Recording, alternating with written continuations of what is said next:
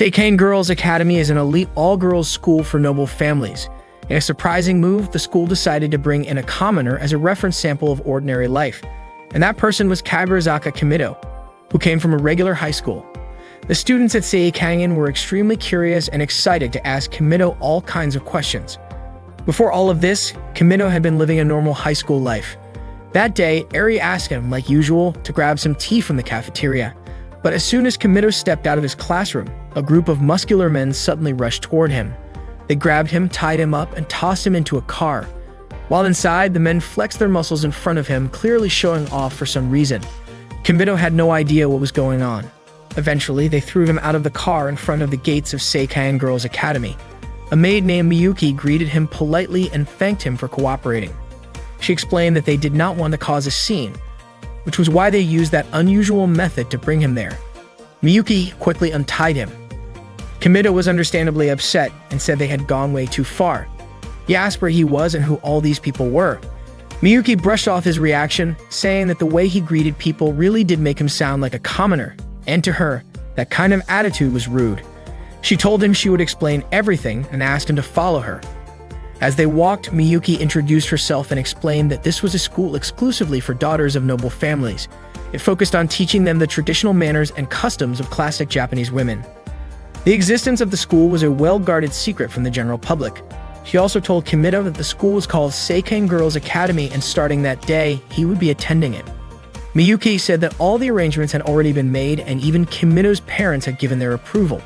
Kimido was confused and asked why he had been chosen, but Miyuki ignored the question and simply told him to keep following her. She went on to say that Seikane was a school strictly for noble women, so men were never allowed. Every single student and staff member there was female, and no exceptions had ever been made. However, recently, the school had been facing a few issues. Miyuki brought Kimido to meet the principal, Sayuri. Sayuri introduced herself and apologized if Miyuki had treated him roughly. She then asked Miyuki to apologize directly to Kimido. Miyuki did apologize, although it was pretty clear she did not mean it sincerely. Kimido then asked what the actual problem at the school was. Miyuki explained that a lot of students who graduated from Seikane ended up struggling after entering the real world. Even though they came from privileged backgrounds, they were not used to interacting with people outside of their bubble. The shock of dealing with such different lifestyles sometimes led them to odd behavior, like becoming obsessed with online games. Kimido was confused about why something like that would even be considered a serious issue. Sayuri said that some people had recently suggested the school should take action to prevent the same thing from happening to future graduates. Miyuki added that after discussing the best way to keep the school's traditions intact while still preparing students for the outside world, they decided to bring in a commoner. By inviting someone like Kimido to live among them at school, the hope was that the students would slowly get used to interacting with people from different backgrounds. On top of that, the students had never really been around the opposite sex, which had turned into a big problem on its own. Sayuri believed that this would solve everything. Kimido said he understood the situation, but he was confused about why he had been chosen to be the commoner sample. Miyuki explained that Kimido was just an ordinary high school student from the top public school in the prefecture. His height, weight, and looks were all average, and he was known as a kind person. Back in middle school, he had even been nicknamed Sebastian. Because of that, Miyuki said he was basically the perfect example of a commoner. However, according to Miyuki, there was one exceptional quality that made Kimido stand out from everyone else. He was supposedly gay, had a muscle fetish, and was attracted to handsome, muscular men. Kimido was shocked to hear that and insisted that he did not have a muscle fetish at all. Miyuki asked if she was wrong because as far as she knew, Kimido never interacted with any girls and always spent time around other boys. That information had come from Kimido's childhood friend, Eri. Kimido explained that Miyuki had misunderstood him and that he was still straight. Sayuri commented that this could be a problem, and Miyuki even warned that it might turn into a serious issue. Kimido asked why that would be. Miyuki explained that if he really was not into muscles, and for the sake of protecting the school's secret, he would have to spend the rest of his life in a place that did not exist on any map. And if he insisted on staying at that school, he would need to be medically neutered in order to protect the purity of the female students. Hearing that, Kimido had no choice but to declare that he loved well-built muscles. Miyuki was surprised to discover that side of him, but she seemed relieved. She informed him that his class would be Class 1. Sayuri reminded him that none of the students at the school had ever interacted with any boys before, so she asked him to be careful and not do anything too extreme. Kimido then walked into his class and he was stunned to see all the students standing in formation, waiting for him. One of the girls introduced herself as the class president of Class 1. Her name was Reiko. She said that she and her classmates had been waiting for Kimido's arrival. The girls greeted him politely, and Kimido introduced himself in return. When they heard Kimido refer to himself using the word "or," they were surprised to learn that commoners talk like that. Suddenly, Kimido's phone rang. The students were confused and asked what the sound was. Miyuki stepped in to calm them down and explained that the object making that noise was called a cell phone, also known as a smartphone.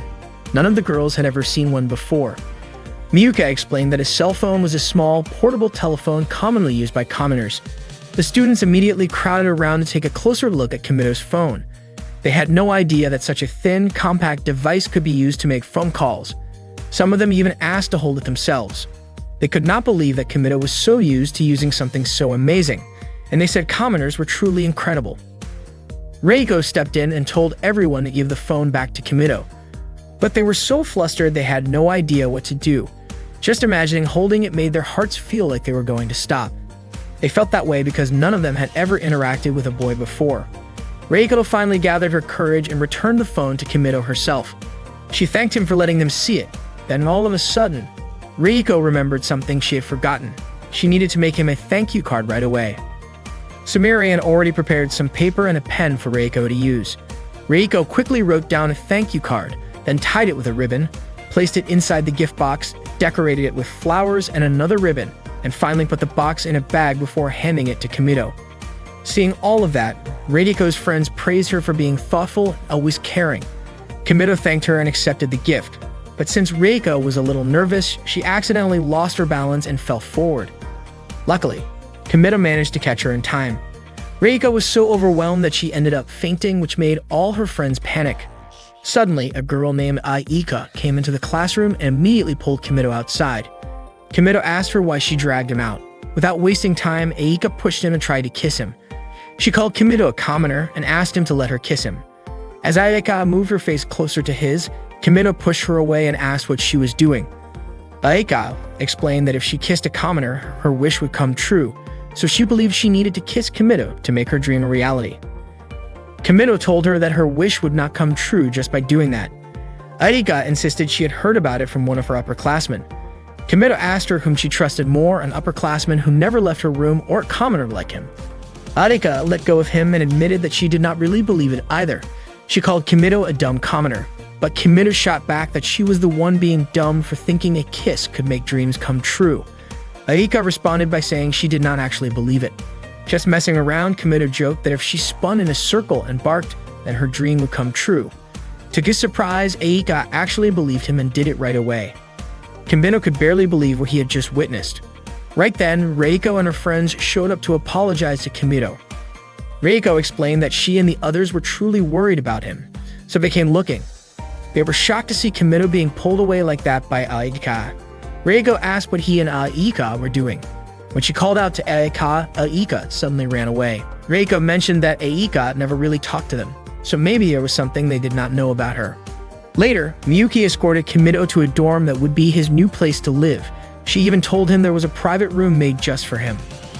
The room had been renovated and Miyuki was confident that Kimido would be satisfied. To his surprise, the room was made to look exactly like his bedroom back home.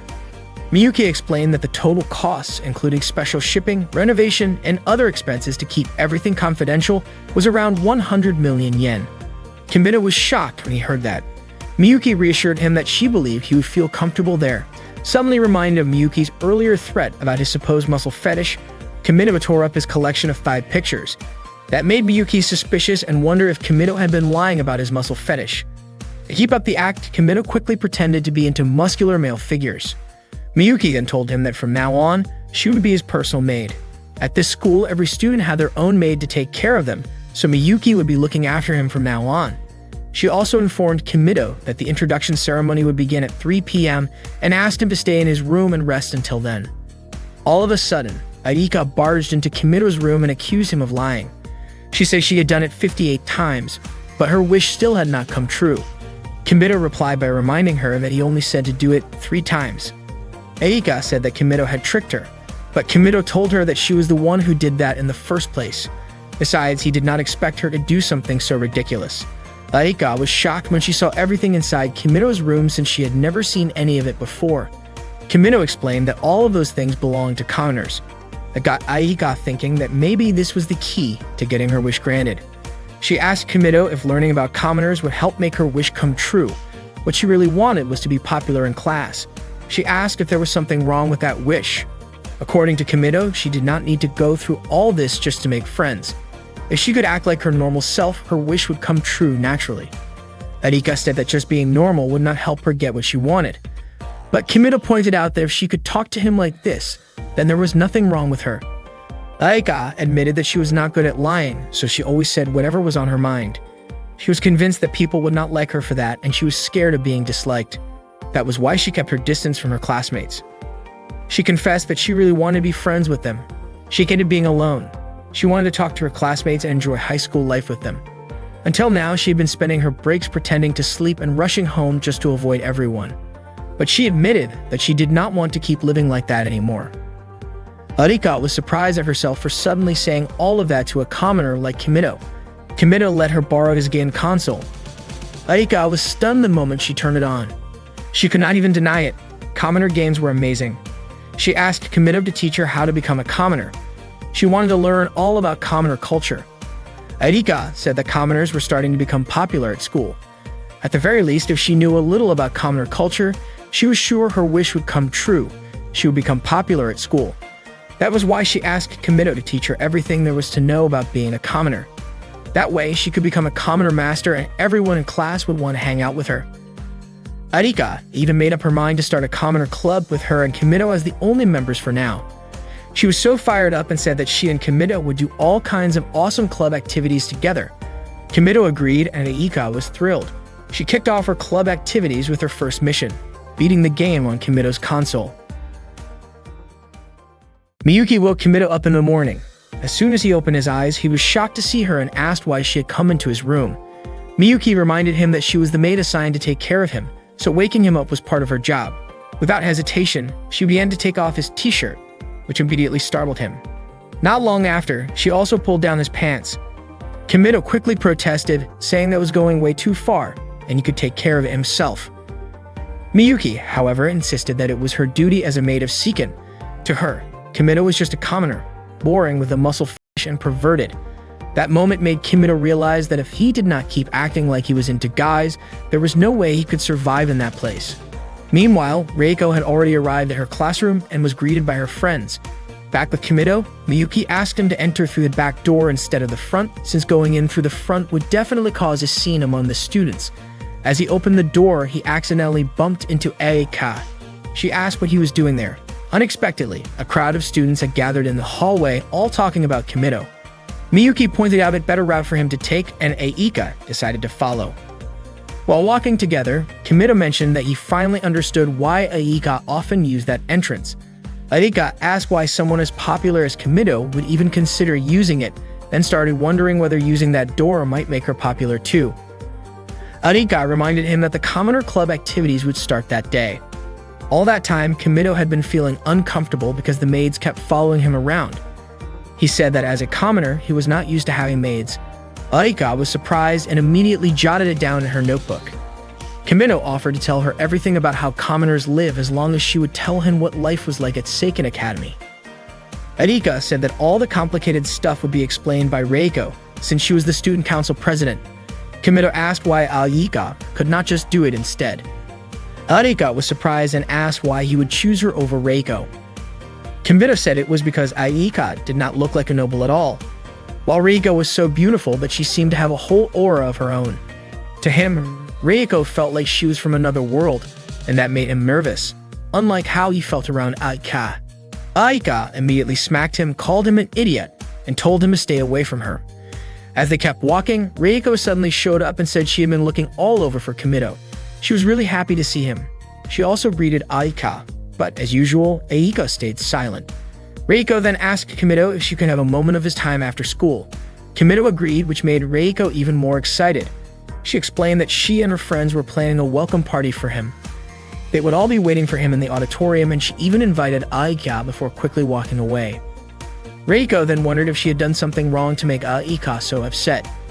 Kimito realized that Aika tended to get shy in situations like that. Reiko was definitely an outstanding student. She was great at English, skilled at flower arranging, and even her friends admired her for how beautiful her arrangements looked. On top of that, she was also amazing at the long jump. Her friends described her movements as graceful. When it was Aika's turn, she ended up falling during her jump, and Reiko showed genuine concern for her. Then came Kimito's turn. He performed exceptionally well, surprising everyone. No one expected him to jump that far, and the students started praising him for how impressive he was. After gym class, Kimito walked through the halls surrounded by Reiko and her friends. Reiko complimented him, saying she could not even imagine jumping like that. Kaa commented that guys really were built differently, and Mizuho said she could not even land as smoothly as he had. Kimito then asked where she had gone. The others assumed he was referring to Aika. Kimito explained that commoners usually use pronouns when referring to people, unlike nobles who tend to address others directly by name. Reiko asked if Kimito and Aika had talked that morning and mentioned that it seemed like the two of them were pretty close.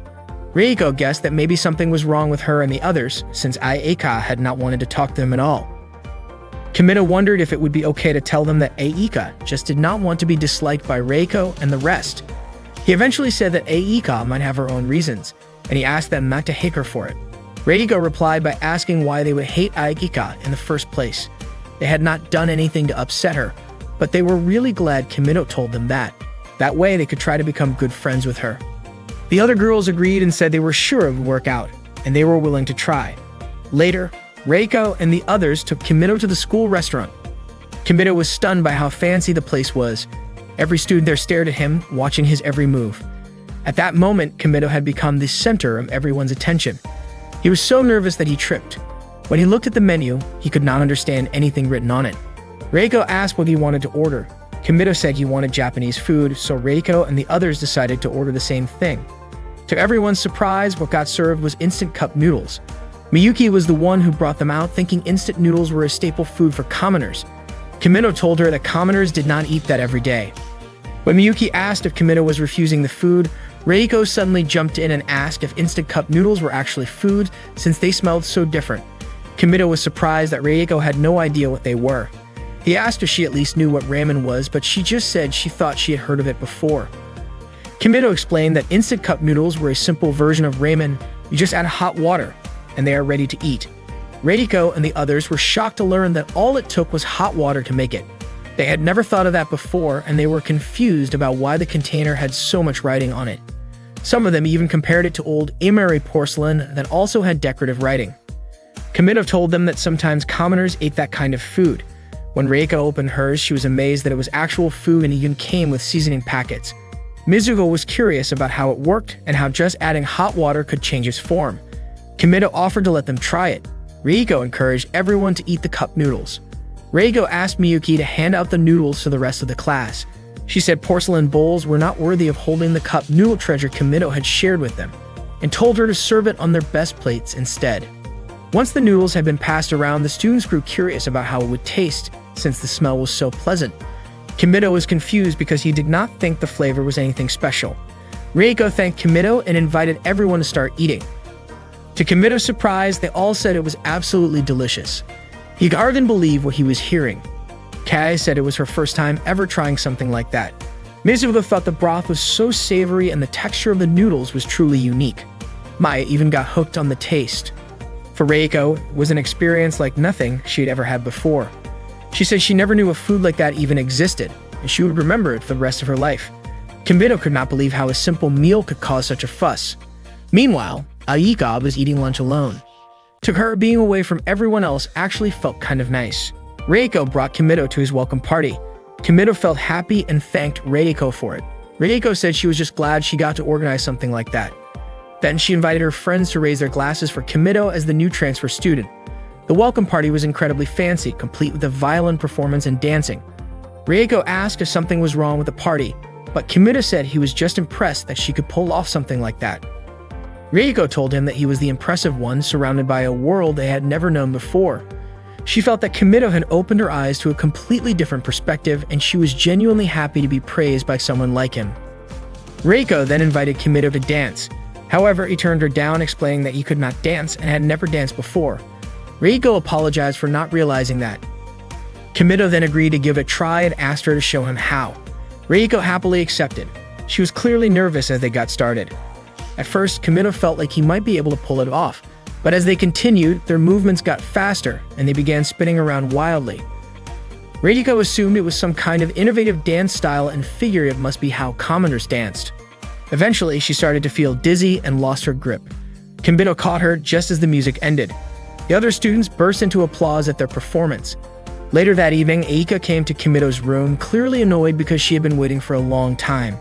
Kimito explained that Reiko and the others had taken him to the welcome party and then asked if Aika was supposed to attend as well. Aika insisted that Kimito tell her everything he knew about commoners for their club activities. Kimito asked for a moment to think about what kind of things commoners usually did. While he was thinking, Aika browsed through his bookshelf and asked what kind of books those were. Kimito told her they were comic books. She picked up one titled Avatar Tonfa, and Kimito was surprised that she had never heard of it. When she opened the book, she asked how to read it. Kimito was even more surprised that she did not know how to follow the panels. He explained that it was read from right to left, top to bottom. Arika started reading it and seemed to get into it quickly. She ended up reading more than just one volume. After a while, Kimito asked what she thought of the comic. Arika admitted that she was shocked and asked why Kimito had never told her about it before, about how all high schoolers among commoners were apparently paranormal, like in the comic. Kimito started to realize how naive Arika really was. He figured she probably believed everything she had read in the comic. Arika declared that she was going to become a paranormal too. If commoners could do it, then there was no way a noblewoman like her could not. Kimito could not believe she actually took the story seriously. Aika went on to say she would show her avatar to the other students, and then everyone would admire her, and she would become popular. She even added that even if she became the most popular girl in class, she would still talk to Kimito. Kimito figured she might need to start practicing, though not anything straight out of a comic. He taught her a simple move for stopping time, and told her to give it a shot. Once Aika performed the move, Kimito pretended to freeze so she would think it had worked. Arika was thrilled, thinking she had actually done it. She even showed her underwear in front of Kimito, completely convinced he could not see anything. Then she decided she wanted to write Ichijinsha on his forehead, but instead she suddenly leaned in as if she was about to kiss him. Just as her face got close, Kimito spat out water and Aika immediately smacked him. Kimito played dumb and pretended not to understand why his cheek was hurting. Aika concluded that maybe there was a time limit on how long she could stop time and she needed to experiment a bit more. Out of the blue, Kimito asked what Ichijinsha even meant. Aika was shocked and asked how he knew what she was planning to write.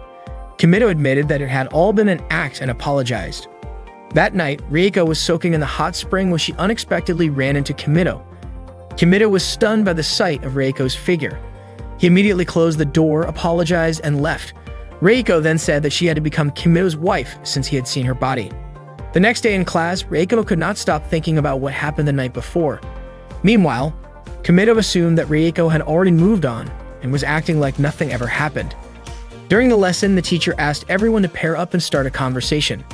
Kimito ended up with Reiko and invited her to begin. When Kimito started with the words, "you know," Reiko misheard it as "you now," which means engagement. She responded by saying it was a little too soon for them, but getting engaged and leaving school was totally normal back in her grandmother's time. Kimito had no idea what she was talking about. Reiko asked him to continue what he was trying to say. When Kimito said waiting for, she misheard it again, this time as wedding. Reiko then said she was ready to get married right away. She added that she could throw together an amazing ceremony that would make everyone happy, even if everything happened super fast. Without realizing it, Reiko started tearing a piece of paper out of her notebook and folded it into an origami tower. When she saw the word travel written on it, she asked Kimito where they should go for their trip, somewhere local or maybe abroad. The teacher looked completely confused, wondering what on earth was going on with Reiko. That day, a new maid was being briefed by her senior. Her assignment was to take care of Hakua, and unlike the other girls, taking care of her came with some special rules.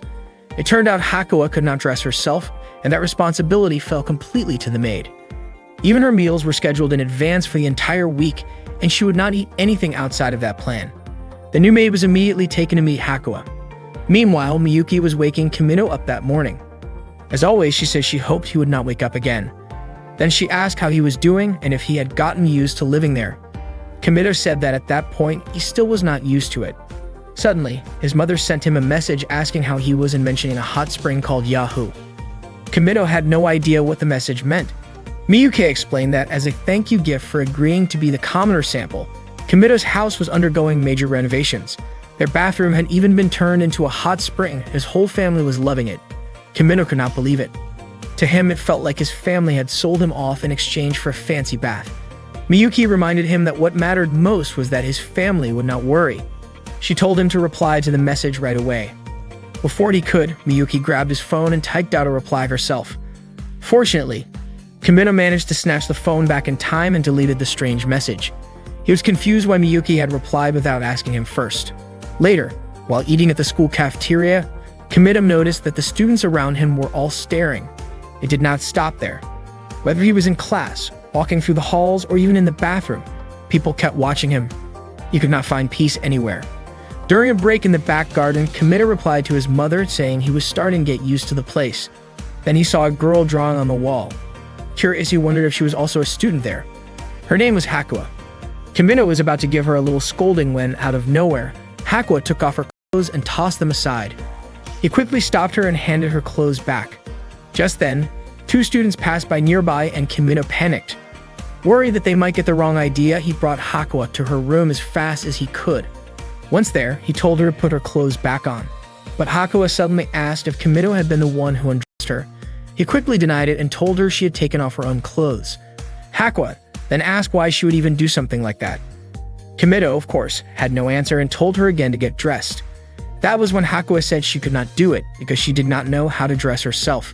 So Kimido ended up helping her get dressed. Afterward, they introduced themselves to each other. Hakua seemed unfamiliar with his name, so Kimido asked if she had attended the introduction ceremony for the commoner sample. Hakua told him that she had been locked away in her lab for the past 2 days. Suddenly, Hakua's stomach growled. She explained it was a warning signal for low blood sugar. Kimido figured that meant she was hungry. He quickly made her some instant ramen, the kind of food commoners usually ate. But he told her this was not just any ramen, it was his special recipe, cold ramen with chili oil. Hakua said she could not eat it. So Kimido took the initiative to feed her himself and encouraged her to give it a try. She took a bite and ended up finishing the entire bowl. Once she was done eating, Kimido asked her to return to her room. But then, out of nowhere, Hakua fell asleep on the floor. Kimido tried to wake her up. Unexpectedly, Hakua jumped up, started scribbling something on the desk, and then began taking off her clothes again, one piece at a time. At that exact moment, Aika was on her way to Kimido's room for their club activity. But what she saw when she opened the door was completely shocking. From her point of view, it looked like something indecent was happening between Kimido and Hakua. Kimido quickly tried to explain that it was all a misunderstanding and not what it looked like. However, to Aika, it seemed like his hand was holding Hakua's underwear. Aika immediately yelled and called Kimido a pervert. After Hakua regained consciousness, Kimido escorted her back to her lab.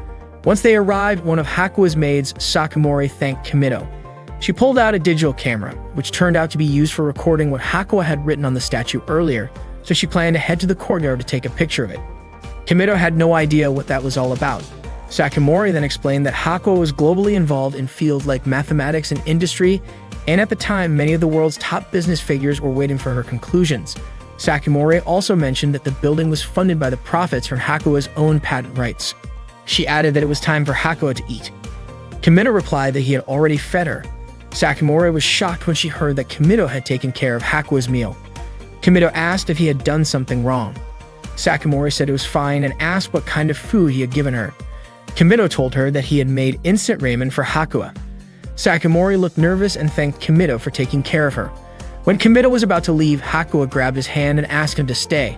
Sakamori was so surprised by what she heard that she collapsed to the floor.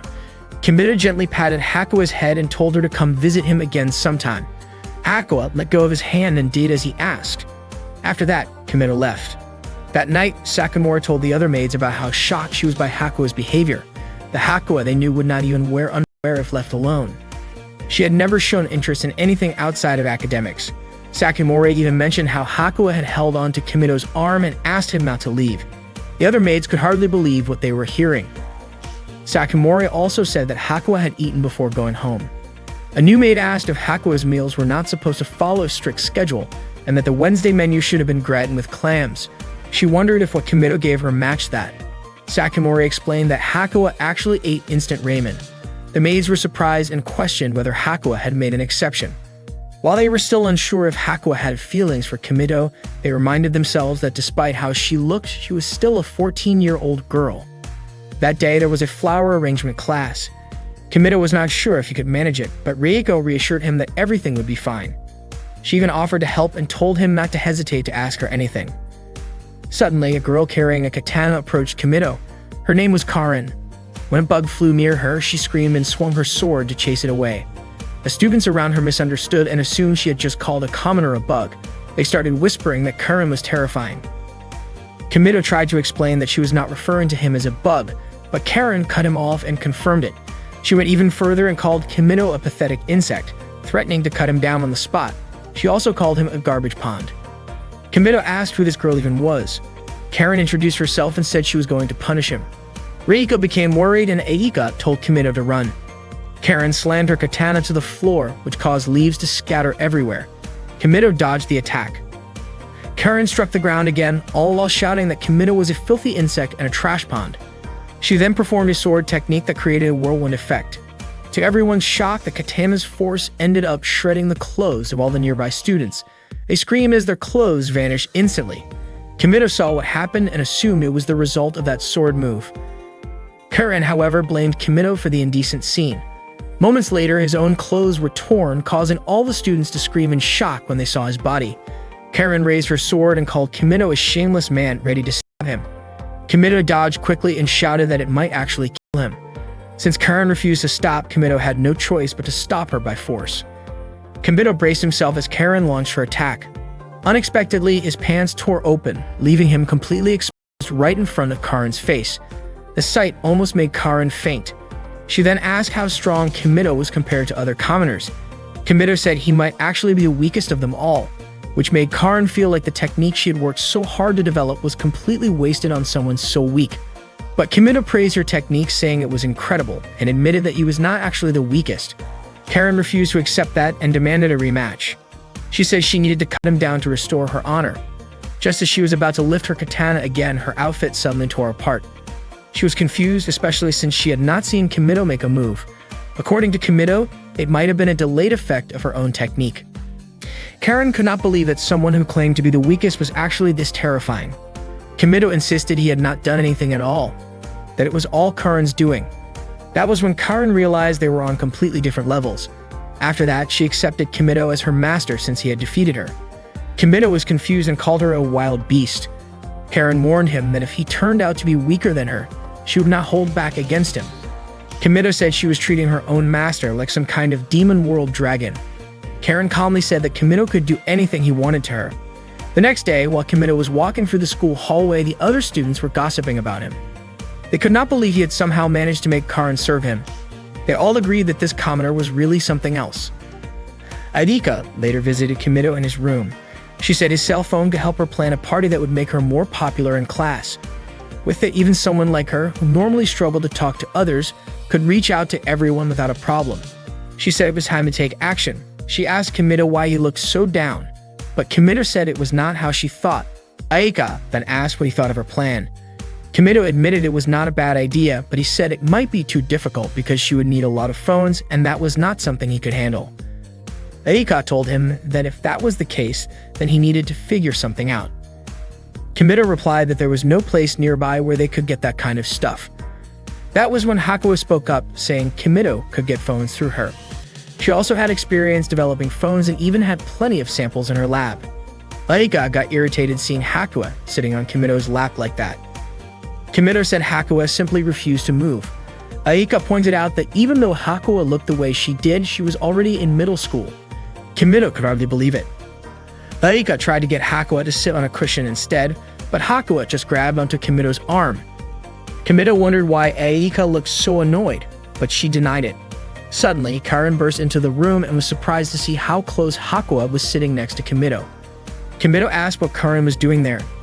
Karin reminded him that, like she had said before, she belonged to him now. She would stay by his side for as long as possible.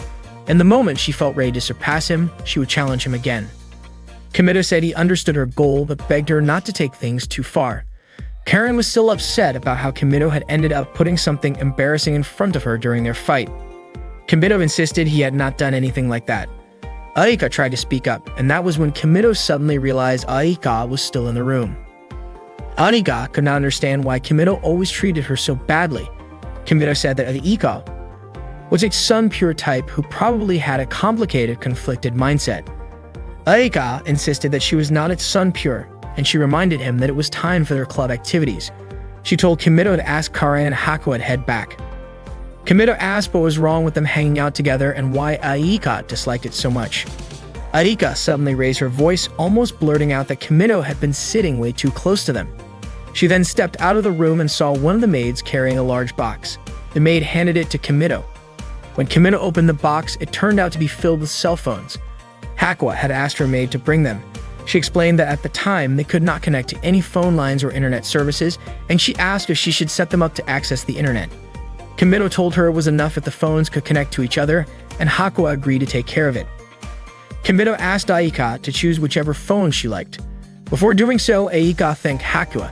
Then Kimito asked what about Karen, but Karen said she was not interested in toys like that. Aika asked Kimito to take a picture of her using the phone. She was happy because her face looked really cute in the photo. Kimito asked if Hakuo wanted him to take a picture of her too. Hakuo said she wanted to take one together with him, and Aika also wanted to be in the photo as well. Kimito said there was no way the three of them would all fit in the frame. Aika tried adjusting their positions so they could squeeze in, but it turned out it really was not possible for all of them to fit on the phone screen. Kimito was about to ask Karen for help, but it turned out that Karen also wanted to join the photo. Kimito agreed. They all moved closer together so they could appear on the screen, but Aika started complaining because her body ended up touching Kimito. During lunch break at school, Reiko and the others invited Kimito to join them for a tea party. Reiko explained that it was not some big event, just a small gathering in her room. She looked a little nervous and said she did not mean anything by it, that it was just something they usually did. She added that it could be a nice opportunity to hang out. Kaya mentioned that although they often had tea parties like that, this time they were inviting Kimito as a special guest. Reiko quickly covered Kaya's mouth and then asked Kimito if he had any plans after school. Kimito said that he did not have anything important going on and agreed to join the tea party. Suddenly, Aika spoke up and reminded everyone that Kimito had plans with her after school. Reiko asked if there was something Aika wanted to talk about with Kimito. Aika seemed nervous and immediately pulled Kimito out of the classroom. She told him they had club activities later and asked if he had forgotten about it. Aika said she did not have time to just relax. Kimito was confused and asked what she meant by relaxing and said that to him her plan did not seem all that important. Aika then asked if he really wanted to go to Reiko's room that badly. She insisted that he go home with her right away since she needed time to get ready for what she had planned. Kimito agreed to go with her. Before leaving, Kimito apologized to Reiko for not being able to attend the tea party. Reiko told him not to worry about it and said she hoped his plans would go well. Kimito thanked her and left with Aika. Later, during the tea party in Reiko's room, Maya asked why Kimito did not show up. Reiko explained that he had something else going on. Maya wondered what kind of plan could have pulled him away and commented that Aika seemed a lot more open with Kimito. Reiko said she believed Aika had probably just asked Kimito for some advice. She figured that maybe Aika felt a bit overwhelmed being around all of them, especially since Kimito was still new to Seiken Academy. She added that Kimito was a great guy, so it made sense that Aika would want to talk to him. Kata mentioned that it seemed like Aika had been spending time in Kimito's room almost every day. She said it felt like they were getting a bit too close. A few days ago, Kata had gone to visit Kimito's room, but when she reached the door, she overheard Aika sounding really into something. That made her hesitate to go in. Lately, Aika had been hanging around Kimito's room late into the night. Meanwhile, Aika and Kimito were at their club meeting. Aika said she wanted to prepare some counter-style snacks like candy. Kimito brought up cheap snacks like yumiabo, which were easy to find at convenience stores. He mentioned that girls would usually buy those to eat in class. Aika liked the idea and decided to call it a commoner after-school snack party. Kimito agreed with the name. Aika looked happy and said it sounded like it would be a lot of fun. She hoped everyone would enjoy it. Back in Reiko's room, her friends were still talking about Kimito and Aika. Maya pointed out how close the two of them seemed in class, from the way Aika grabbed Kimito's hand to how they talked to each other. She said it felt like Aika was clearly going after Kimito behind everyone's backs and that it did not look like just a normal friendship. Kai even said that maybe the two of them were already dating. Maya got even more excited talking about it, especially since they were alone in the room together. Kai guessed they might have been kissing. At that point, Reiko suddenly raised her voice and told them to stop talking about it. Everyone was shocked by how upset she got. Reiko stood up and ran out of the room. The next day, Reiko did not come to school. Kai ended up crying. Kimito came over to check on them and asked what had actually happened. Meanwhile, Reiko was crying alone in her room. Not long after, Kimito came to see her and asked what was going on. But Reiko told him that she could not say anything. Kimito then asked if it had something to do with him. After hearing that, Reiko opened the door and said it was not like that. She then told Kimito about what happened the day before. She also explained that she had yelled at Kae and left the room without saying anything. It was the first time she had ever done something like that, and she did not know what she should do. Kimito offered to help her. When Kimito went to his room, he was surprised to see Aika there. Aika asked about Reiko and mentioned that she knew Kimito had just come from Reiko's room. Kimito asked how she knew that. Aika accidentally admitted that she got curious when Kimito left and decided to follow him. Kimito explained that Reiko was feeling really overwhelmed. Aika guessed that Kimito was probably thinking of a way to help her, and Kimito was confused about how Aika could know that. Aika said that was just the kind of person he was, and then asked if he had come up with any ideas. Kimito thought the simplest solution would be to bring in an outsider to talk things through, but since the whole class was involved in considering Reiko's situation, he figured it would be better to organize an event or something different that could boost everyone's spirits and help Reiko gain more confidence. He started thinking about something related to commoners that nobody at school knew about but could be used to patch things up, but he was not sure what could check all those boxes. Aika suggested that what Kimito was actually planning was an after-school commoner-style party. Kimito asked if that was not the idea Aika had wanted to do herself. Aika said it was fine because she thought there was no better idea than that anyway. Kimito told her she was actually a really kind person. Aika admitted that she had not really wanted to do it at first, but since it was her idea, she also wanted to be more popular in class and enjoy school life with everyone. Still, she could not stand seeing the class like that and did not want to leave Reiko alone. She said she would hate herself more if she did nothing. Kimito once again told her that she was a good person. He even offered to make her a snack, but instead, Aika bumped her forehead against his and called him an idiot. Kimito winced in pain and said he was starting to think she was not such a good person after all. After school, Kimito thanked the students who had gathered and told them they would be having a commoner-style after-school party. He explained that this was something that regular high school girls often did, and he wanted everyone there to try it out. Suddenly, Reiko showed up, dressed completely differently from usual. She said "edge poyo," a phrase commonly used by fashionable girls from the commoner world. Her classmates could barely believe that the girl standing in front of them was Reiko. She kept acting playfully like a typical commoner girl. Kimito was genuinely impressed because Reiko seemed to be able to pull off anything perfectly. Kimito mentioned that earlier that day he had asked Reiko to dress like a fashionable girl from the commoner world. Girls dressed like that were usually seen as trendy. Everyone noticed that her hairstyle looked foreign and her makeup was bold and stylish. Reiko then pulled a phone out of her pocket and sent a message. Right after that, the sound of phones ringing filled the room. Reiko asked everyone to check inside their desks. To their surprise, they each found a phone. Reiko asked them to press the message button, and it turned out to be an apology from her. She apologized for making everyone worry. She also specifically apologized to Kae for saying something hurtful. Kae said it was her fault too.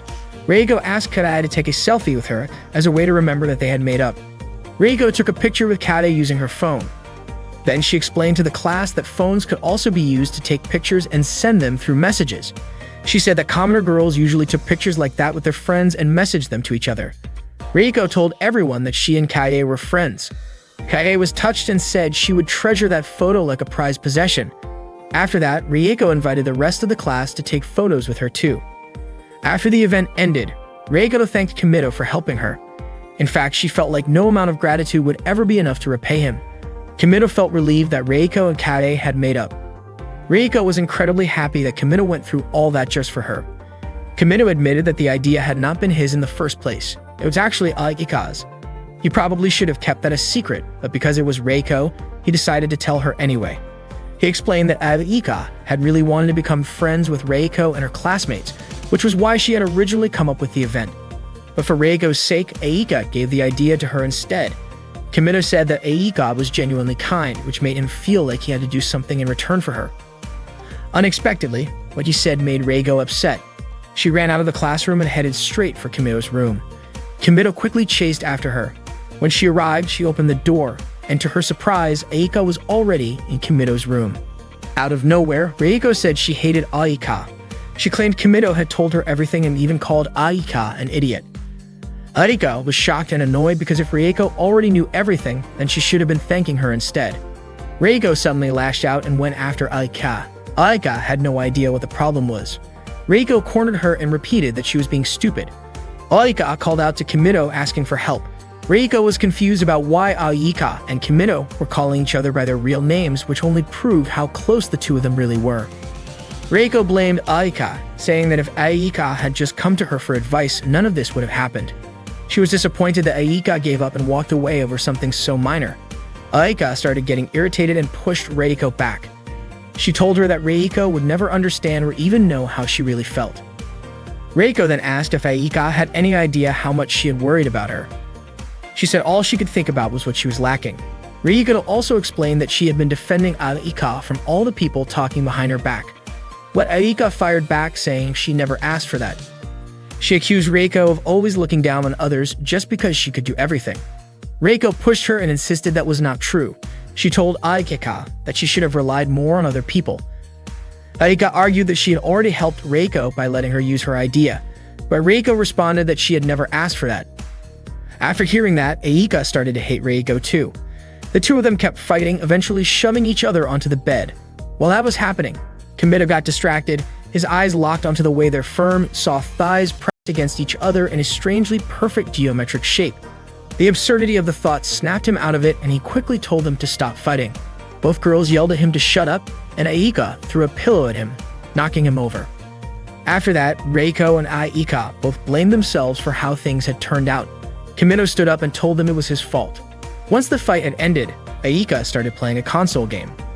Kimito tried to calm her down and encouraged her, saying that she would definitely be able to become a master of commoner culture. From the start, she had never really acted like a noble, especially not the way she talked. Aika said she used to be like the other girls, but in 4th grade, she got really sick with a fever and passed out. When she woke up, her way of speaking had changed completely. She figured maybe she had lost her memory during that fever or something had happened to her. Still, she said she was fine with it, since she never really wanted to get close to anyone anyway. To her, Kimito's games and comics were fun enough. Unfortunately, she accidentally let it slip that she also enjoyed spending time with Kimito. Just then, Hakua and Karen came into Kimito's room. Kimito assumed they wanted to hang out and play games with him. Although Karen would not admit it, Hakua handed him a club application form. It turned out she wanted to join the Commoner Club. Reiko also asked to join the club. Kimito was confused. He did not understand why all of them suddenly wanted to be part of the Commoner Club. Reiko said it was for the sake of her future. Hakua mentioned that she wanted to be with Kimito. Karen claimed she did not want to be with him, but the circumstances left her no choice. Unfortunately, Aika rejected their requests, especially Reiko's. Kimito asked Aika not to act that way because honestly, Reiko just wanted to make up with her. But Reiko ended up saying that if Aika did not like it, maybe she should be the one to leave. Then, a little shyly, Reiko asked Kimito to start calling her by her real name from now on. Aika got irritated and said that Reiko already had her tea party group and was always hanging out with them anyway. Reiko replied that she also wanted to be friends with people in her class and in the club, and she thought that was totally normal. Aika asked if Reiko hated her, but Reiko said she had never hated anyone in her life and that she actually hoped Aika could be friends with her.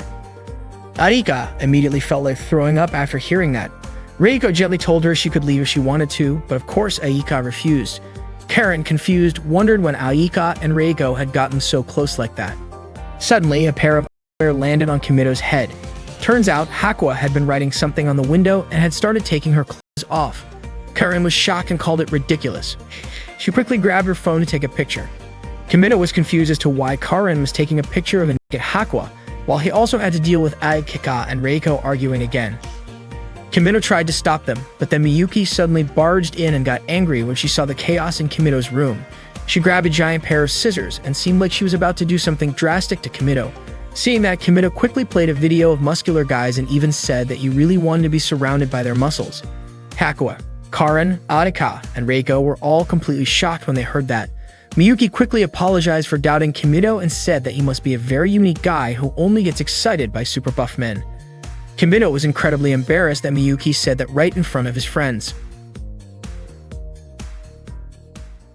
Misaki was a radio host, and that day she had a broadcast with Eri, a high school idol who also worked as a voice actress. It was the third time Eri had been on the show with her, and Misaki had even come up with a special greeting just for Eri. During the broadcast, Eri seemed cheerful and friendly. But after the show, while they were in the restroom, Eri was clearly upset with Misaki. She was angry that Misaki had called her things like money-making voice or sweet cake. To Eri, those kinds of comments were rude and annoying, and she felt Misaki should have known better than to say that on air. Right then, Eri got a message from Kimito. He told her that he was doing fine, that he had made some new friends, and that she did not need to worry about him. The thing was, Eri had not been worried about Kimito at all. The next morning, Kimito woke up and suddenly found Hakuo lying next to him.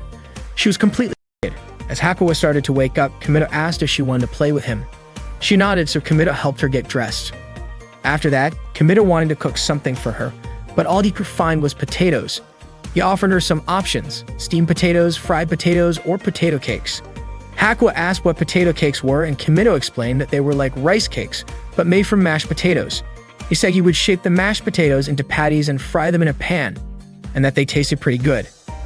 Hakuo seemed interested, and Kimito asked if she was okay with eating his cooking, since she usually followed a strict eating schedule. Hakuo told him that as long as he was the one cooking, she would eat it. Kimito said he would make something tasty for her. While he was preparing the mashed potatoes, Hakuo asked if there was anything she could help with. Kimito asked her to roll the potato mixture into little balls and reminded her to wash her hands first. After she did, he helped her put on an apron. He told her she looked cute in it, and Hakuo smiled at the compliment. As they worked, Hakuo compared her potato balls to Kimito's. His were all the same size, while hers were uneven. While they were still having fun making them, a pair of panties suddenly landed on Kimito's head. It turned out Hakuo had started scribbling formulas again, while absent-mindedly taking off her clothes, but this time she had not taken off the apron. Kimito quickly helped her put her underwear back on, but he could not help thinking he probably looked like a total creep. Soon the potato cakes were ready. Hakuo tried them right away and said they tasted good. After snacking, Hakuo picked up a small book and started reading. One riddle in the book asked, "What closes when you pass through it, but stays open if you do not?" The answer was a railroad crossing. Kimito was surprised and asked if Hakuo did not know what riddles were.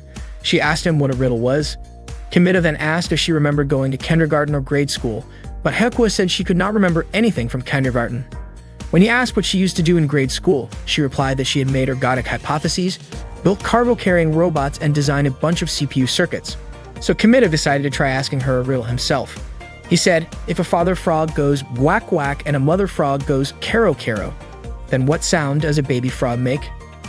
Hakuo answered seriously, saying that each species makes a different sound and that there are 124 frog species. Kimito was a little stunned by her reply. The actual answer was that baby frogs are tadpoles and do not make any sound at all. When she heard that, Hakuo was surprised. Kimito laughed and said she was not very good at riddles. Hakuo asked him to give her another one. Kimito said, when a car goes around a corner, something always drops. Hakuo answered gasoline, but Kimito pointed out that gasoline does not exactly get dropped. Then she guessed spare parts, which Kimito thought sounded kind of scary. Next, she guessed a person, which he said was even more disturbing. He was about to give her the real answer, but Hakuo said she wanted to think a bit longer. After a while, she answered tire molecules. Kimito replied that if that were the case, then cars would drop those even on a straight road. The correct answer was speed.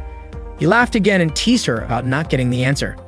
Hakuo wanted to try one more, but unfortunately, Kimito had run out of ideas. Not long after, Sakimura came to pick up Hakuo, but Hakuo said she wanted to stay with Kimito a little longer. Kimito told her they could hang out again tomorrow, and Hakuo agreed. He walked her back to her room, and just before she went in, Kimito noticed a boy doll lying on her bed. Hakuo looked embarrassed and quickly stepped inside and shut the door. At that time, Reiko was hanging out in her room with Aina and Karen. They were chatting about how close Kimito and Hakuo had gotten, and Reiko asked Aika what she thought about it. According to Aika, it had clearly gone too far. At first, she had not really paid it much attention, but lately things had been out of hand. Whenever she tried to have a quick word with Kimito, Hakuo would suddenly get even more flirtatious with him, which completely distracted Kimito. Then, when they played games together, even though Hakuo was already clinging to Kimino, she still acted like he was ignoring her. And when she started undressing, it really made Aika uncomfortable. Karen said it had reached a point where they could not ignore it anymore. Reiko mentioned that while they were having cake, Hakuo had eaten directly from Kimito's hand. Reiko thought that was completely unfair, and just watching it made her feel uneasy. Both Arika and Reiko were clearly annoyed by how Hakuo was acting around Kimito. Karen even admitted that she was jealous and felt like she wanted to take drastic action, but Reiko reminded her not to go overboard. Arika concluded that the real problem was Kimito, especially since every time he handed out candy, he smiled like he was genuinely enjoying it, as if he were some kind of personal servant. Reiko even wondered if she should take her clothes off too. Karen said they needed to free Hakuo from Kimito's hands, because if they let things go on like this, Kimito would probably make Hakuo do all kinds of things, and that would be completely unacceptable. Arika agreed, saying it was obviously something they needed to stop.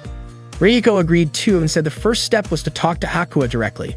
Reiko, Arika, and Karen waited for Hakuo in Kimito's room, knowing that she usually showed up at the same time every day.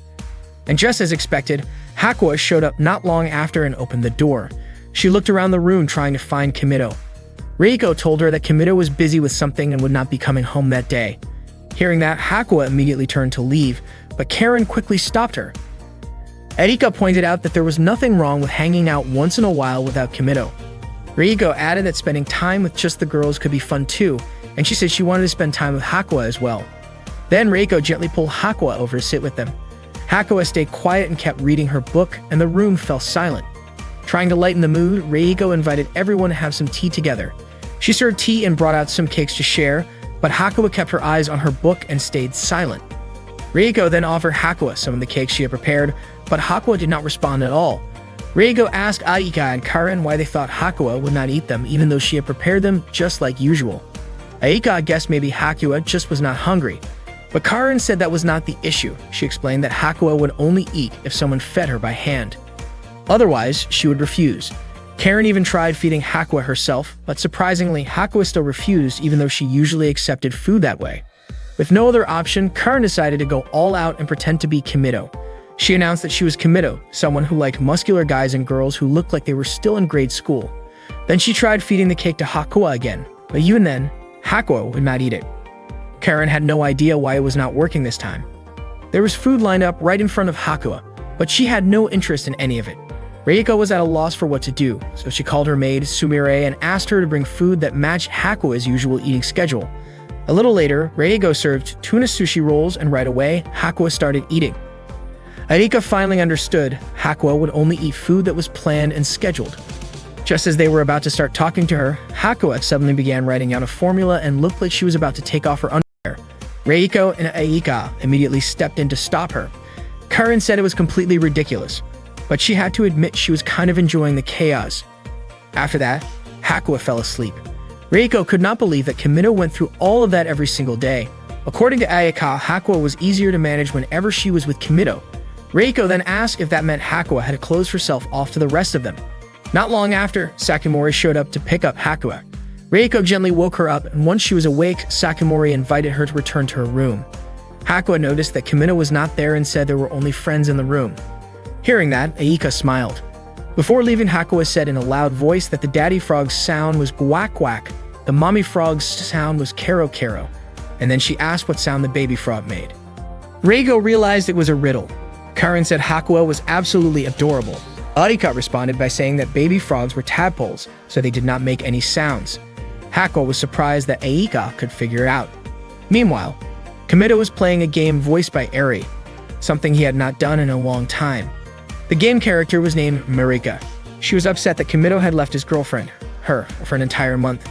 Kimito apologized, but Marika assumed that he hated her now. The game was called Marika-tan Pero Pero. Marika asked Kimito how he felt about her, and he told her that he really liked her. Marika asked him to say it again, claiming she had not heard it the first time. Kimito leaned his face close to the game screen. Just then, Erika opened the door to his room and asked what he was doing.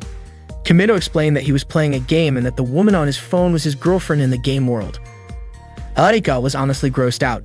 Kimito was not playing because he liked the game itself, but because the voice actress was someone he knew. Erika did not really understand what he meant by that. Kimido explained that when the game character spoke, the voice was actually someone he personally knew. Aika was really curious and wanted to hear the character's voice for herself. Kimido told her to try chatting with the game character. Marika and Aika introduced themselves. Marika asked if Aika was Kimido's friend. Aika nervously said yes. Marika laughed and told her not to be so tense. Aika really enjoyed the conversation with the game character. Not long after, an announcement came from the intercom calling Kimido to the principal's office. He quickly left the room. Marika then asked Aika to be her friend, and Aika happily agreed, even jokingly saying, "Until death do us part." Suddenly, Reiko walked into Kimido's room and was surprised to see what Aika was doing. Aika explained that she was making friends. She told Reiko that if she was looking for Kimido, he was not there and neither were Hakua and Karin. Since Aika was busy, she asked Reiko not to bother her. Reiko stepped into the room and said she wanted to read a book. Aika found it odd because Reiko usually did not like being alone with her. Out of the blue, Reiko asked why there were always women on the covers of Kimido's books. Aika guessed maybe it was because the female character was the protagonist. Reiko found it strange considering the books were meant for male readers, but every volume had a woman on the cover. Aika said she had no idea and suggested that Reiko go back to her own room to read. Reiko then asked why Aika was reading in Kimido's room and why she was still lying on his bed, since reading while lying down was a bad habit. Aika got annoyed and said Reiko was being way too picky. Then she moved to sit on the floor. Reiko quickly pointed out that Aika's underwear was visible, which made Aika immediately cover herself and call Reiko a pervert. Reiko told her she was the one being inappropriate, acting too relaxed just because Kimido was not around. Aika got annoyed because Reiko was being too noisy, so she went back to her room. Reiko, on purpose, mentioned that when Kimido returned, it would be just the two of them. Hearing that, Aika changed her mind about going back to her room and instead grabbed a book from the shelf.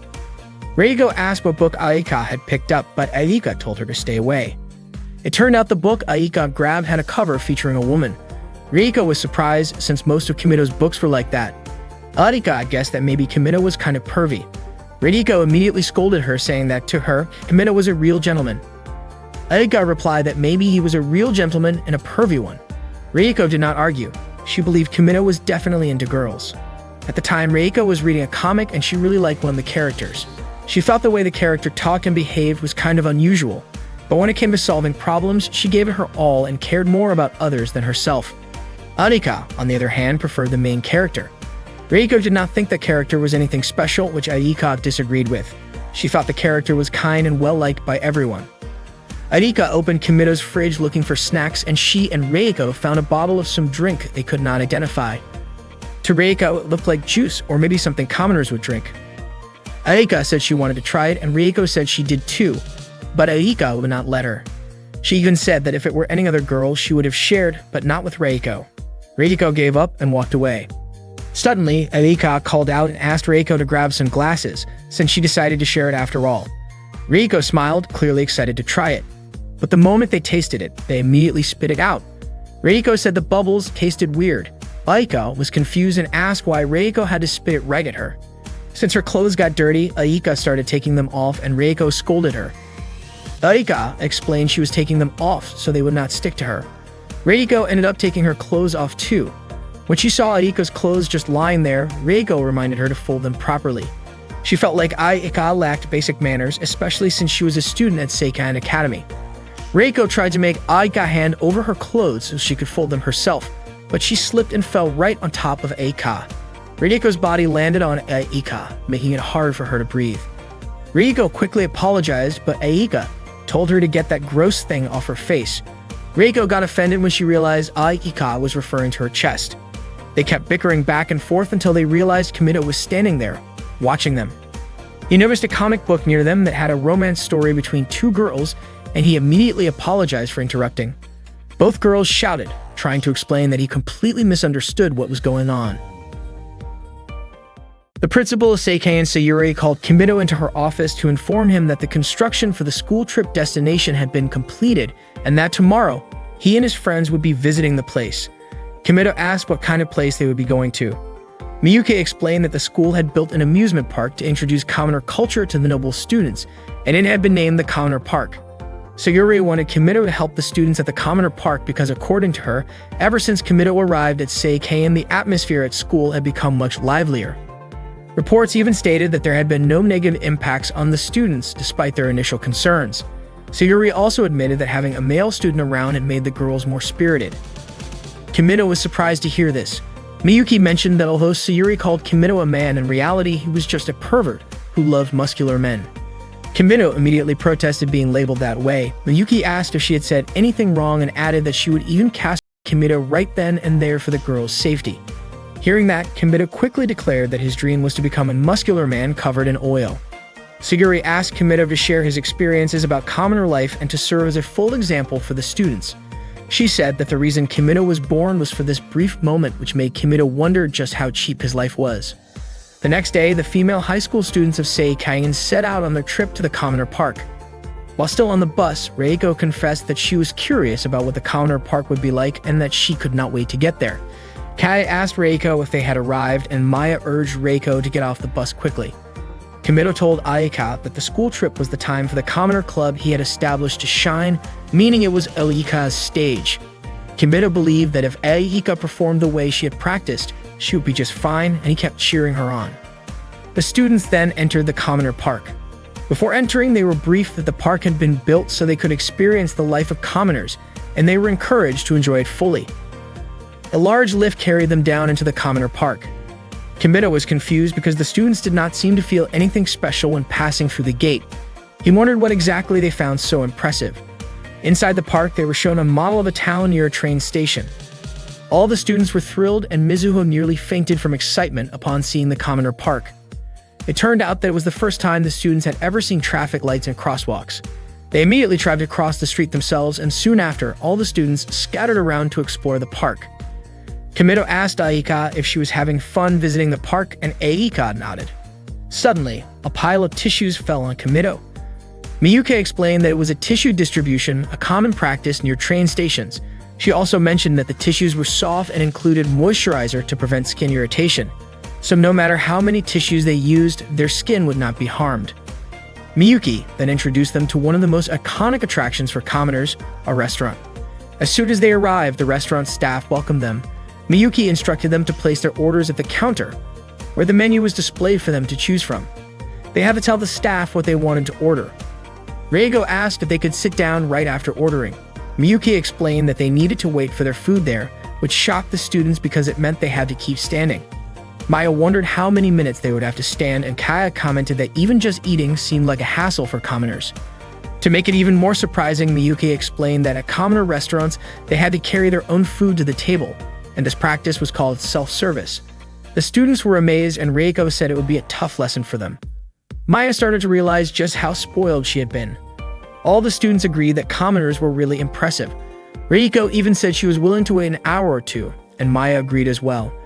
However, Miyuki pointed out that they would not need to wait that long because the restaurant was a fast food place famous for its quick service. Their orders would be ready in just 1 or 2 minutes. They were all shocked to hear that. They could not even imagine how it was possible to serve food that quickly, and they started to wonder what kind of creatures commoners actually were. Miyuki then told them to go ahead and place their orders. Kimito reminded Aika that it was time for her to do it since he had already taught her how to order earlier. She just needed to ask for a teriyaki burger set and a cola zero. Kimito encouraged Aika to actually try it out, asking her to step up to the counter and place her order. Kimito noticed that Aika looked nervous, which surprised him.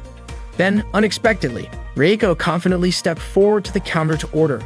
Her friends cheered her on, calling her amazing. When Reiko reached the counter, the cashier greeted her and asked if she would be dining in. Reiko replied that she would not be eating in, but at a table. Miyuki quickly explained that the cashier meant whether she wanted to eat at the restaurant or take the food to go. Reiko started thinking that if it was packed to go, it would be like a snack for tea time. The cashier then showed her the menu. Kimito guessed that Reiko probably did not understand it, since even he sometimes got confused about what to order. Reiko stood there silently, looking a little lost. Seeing that, Kimito told Aika it was her chance to step in, but Aika stayed frozen.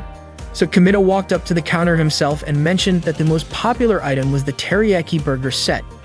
He also said there was something called Dika Max, but the portion seemed way too large for one person to finish alone. Reiko decided to order the teriyaki burger set. The cashier then asked what drink she would like. Kimito suggested ordering iced tea and Reiko agreed. After that, the cashier asked her to wait at the counter for her order. Reiko thanked Kimito and told him he was amazing. Next, it was Karen's turn to order, but she got distracted by the toys on display. Once everyone had gotten their food, Reiko invited everyone to start eating together. Kimito found it strange that even at a time like that, Aika chose to sit by herself. Kimito took a bite of the burger and was stunned by how delicious it was. He could feel the flavor of the meat burst in his mouth with just one bite. The rich seasoning made the juices taste amazing. The beef was not overly greasy, yet it still kept its juicy goodness. For the first time, he understood what real beef was supposed to taste like. Everything he had eaten before now seemed like garbage in comparison. The softness of the bun perfectly complemented the tenderness of the meat, and the gentle aroma combined with the incredible texture made it feel like pure perfection. It felt like every grain of wheat had been crafted just to gently wrap around that burger. Eating it was like being transported to a whole new world. Kimito truly felt like he was experiencing heavenly harmony in his mouth. In his awe, he even started repeating Pythagoras over and over again. Kimito shouted that it was wrong to even call this burger Max. His friends asked him what was going on with him. Kimito admitted that while the burger was insanely good, the simple and balanced flavor of a classic cheeseburger and the unique taste that could only be found in the Dika Max made it special in a different way. More importantly, there was something about Dika Max that could not be found anywhere else. He even started wondering how much the burger actually cost, feeling like it would be strange if it was only a few hundred yen. Getting frustrated, Kimito angrily said that treating Max like that was insulting. He even challenged whoever dared to make such a burger to face him. Everyone was shocked, seeing how seriously angry Kimito looked, and they had no idea why he was so worked up. Meanwhile, Aika simply sipped her drink quietly from her seat in the corner, listening to everything from a distance. Meanwhile, Sakimori chased after Hakua, who was walking toward Kimito's room. Sakimori asked if Hakua was planning to play with Kimito, and Hakua nodded. Sakimori explained that unfortunately, Kimito had gone out with the others. They were visiting a public park together. Hearing this, Hakua just stayed silent. After visiting a fast food restaurant, the students headed to a game center. They looked amazed by the huge variety of games available there. Reiko told Kimito that she was really happy to come to the game center. Kaie invited Reiko to try the claw machine. Reiko managed to win a stuffed animal, and her friends clapped for her. Meanwhile, Arika was playing a dance game. According to Kimito, Aika was really good at dance games, but the other girls seemed more interested in the claw machines and the cute animals. Arika sat quietly by herself, so Kimito suggested that she just wait because the others would probably come over soon. Suddenly, the twin sisters showed up and asked Aika for help playing a game. However, Aika told them to leave because she wanted to go buy some juice. Kimito then stepped in and helped the twins with the claw machine. After winning a prize, Kimito gave the stuffed animal to them, and they thanked him happily. Out of nowhere, another girl asked Kimito to teach her too. She pressed the button while Kimito helped her aim. The girl was so nervous that Kimito advised her to focus on one stuffed animal and then press the other button. When their hands accidentally touched, the girl became even more flustered. Kimito gently encouraged her to move slowly and keep her eyes on the prize. After she successfully got a stuffed animal, she thanked Kimito warmly. To his surprise, more students lined up because they also wanted to be taught by Kimito. Even Reiko, who had already played in one earlier, asked for his help. Kimito and the others then moved to the dance game area. He looked around, wondering where Aika had gone since she had been there earlier. Kaya asked what the game in front of them was called. Kimito explained that it was a game where players had to dance along with the music. He asked if they wanted to give it a try and decided to demonstrate how it worked. Kimito danced according to the moves shown on the screen, impressing everyone with how well he could play. Kimito mentioned that the game could be played with two people. Two students tried playing together, but they struggled and even ended up bumping into each other. Suddenly, Arika appeared and immediately jumped into dance. She told them they needed to focus on the instructions shown on the screen. Arika danced while giving live instructions, helping her partner follow along easily. Arika and her partner managed to clear the game perfectly, earning admiration from everyone else. Aika got so excited that she did not even realize she had started chatting with her partner, something she normally tried to avoid. The others were so impressed that they started asking Aika to teach them too. Seeing their enthusiasm, Aika felt truly happy, thinking that her dream of becoming popular might finally come true. After they had their fill of games, they went to Starbucks to enjoy some coffee. Meanwhile, Karen was happily playing with a dog nearby. Aika smoothly recited a complicated drink order: grande hazelnut vanilla almond caramel extra whip caramel sauce rumba chip chocolate cream foamsino, without missing a beat. Her friends were amazed and praised Aika, saying she was incredible. They even started relying on her because she looked so confident. Aika was absolutely thrilled to hear their compliments. The group joked about how commoners needed to cast complicated spells just to order coffee. They were not even sure if they could manage it themselves. Aika explained that the order she said earlier was an advanced one and reassured them that they could start with something simpler, like a hot or iced latte. Seeing how close Aika and the others were becoming, Rieko grew noticeably gloomy. Even when Aika came over to join them, Rieko still seemed down. At one point, the group asked Aika what the small hole on the coffee cup lid was for. They wondered if it was meant for drinking. Aika was not sure either, but she wanted to show them how to drink through it. Unfortunately, Himina did not manage to stop her in time. Aika burned her mouth on the hot coffee, making her cry out in pain. Rieko immediately worried about her, but Aika quickly insisted that she was fine, even though she had clearly been hurt. While her friends were enjoying their coffee, Karen kept chasing after a dog. Out of nowhere, Kimido asked if they ever used their phones. Since they met each other every day, they hardly ever used them. Kimido then asked if they rarely sent messages to each other. They explained that they liked to keep it a secret from their other friends, so they usually only did it right before going to bed. Curious, Kimido asked about Aika. Aika said that she never did that, mostly because she had never been friends with anyone in her class before. Hearing that, the two girls offered to exchange emails with her. Aika looked a little confused, but Kimido encouraged her to accept them as her friends. Aika looked really happy and friendly. After that, everyone started competing to exchange emails with her. Seeing Aika smile so brightly made Kimido feel happy too, though Reiko looked a little down. Meanwhile, Hakuo was completely absorbed in playing with dolls, and Sakamori asked what she was up to. Aika started making a lot of friends after she opened up during the dance game. Back then, the students were still in the commoner's garden and they visited a fashion center. Aika explained to them that the tears in the jeans were not because they were damaged, but because that was the design. That was what people called fashion. Her friends praised her for knowing so much about the world outside. Aika was even excited when they asked for questions about the clothing styles at the fashion center. Kimido figured that with things going this well, there should not be any problems. That was when he noticed Karen holding a t-shirt with the star graphic. It looked like she really wanted to wear it. She stood in front of the mirror, holding the shirt close to her body. When she put it back on the shelf, she looked a little confused because the fold was different from the rest. Kimido told her to leave it alone since a store clerk would take care of it anyway. Suddenly, Karen told Kimido not to get the wrong idea. She said she was not interested in items like that and just happened to pass by. She insisted it was not her style and that she usually never went near something that's silly. Kimido encouraged her to give it a try and asked if she actually liked the shirt. Karen got irritated and pulled out her katana.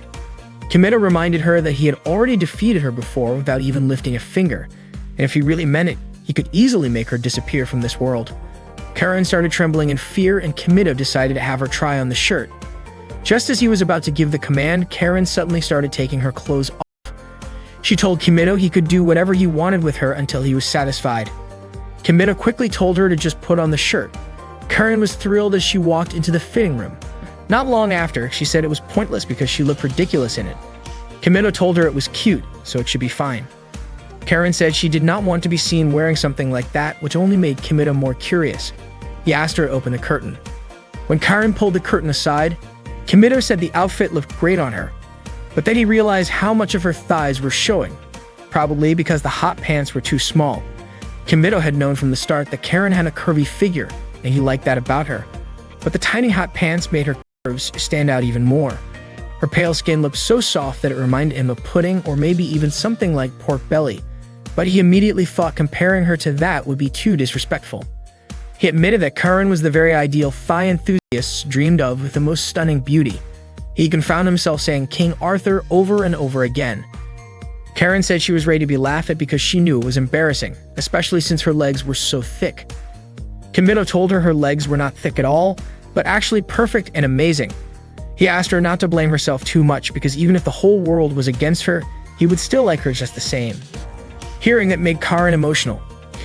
Kimido asked her to keep wearing the outfit and to show it to him because he wanted her to wear it everywhere, all the time. Out of nowhere, Karin hit him on the head and shouted that he had to take responsibility for what he had said. Then she quickly ran away. Later that night, Aika was in a good mood because she got messages from several friends on her phone. Reiko, who was with her, said that messaging each other like that sounded fun. Aika apologized for troubling Reiko since they were sharing a room, but Reiko did not seem to mind. Aika said that at first, they used to hate each other, and now they were sharing a room. Aika added that they were still enemies, and Reiko agreed, saying she really hated Aika. Aika was confused about why Reiko looked so upset, but Reiko told her she was not mad at her. Aika brought up the email she had sent to everyone and asked Reiko to take a look at it. Reiko wondered why Aika did not just ask Kimito for help instead. But no matter what, Aika really wanted Reiko to read it because the email was important. It explained why she had been avoiding everyone all this time. Reiko asked why Aika was asking her specifically. It turned out that it was because Reiko was the most popular girl in class. Even if she could be a bit annoying, that was just the truth. Aika said Reiko seemed to really understand how people felt and always knew what to do. The way Reiko spoke and helped others was something Aika admired, which was why she wanted Reiko's opinion. Maybe Reiko hated her, but Aika felt like she had no one else she could rely on, so she sincerely asked for her help.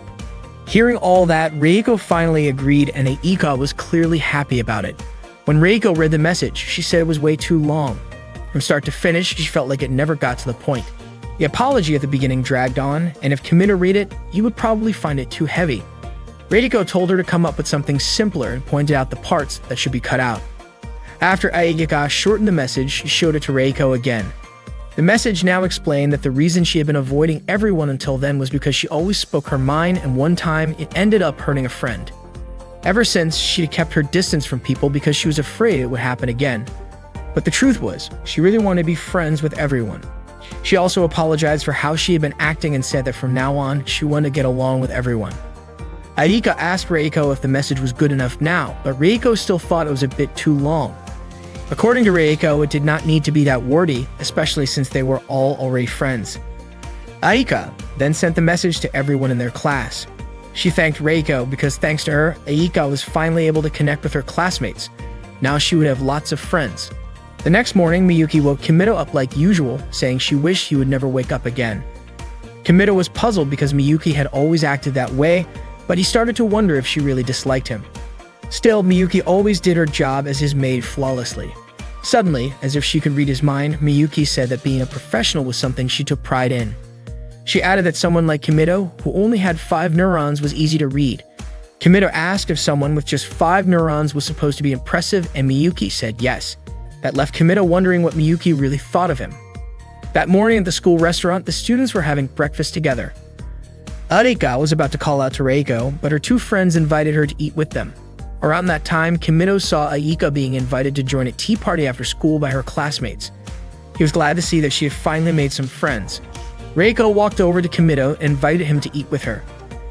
After breakfast, Kimito ran into Aika in front of the elevator.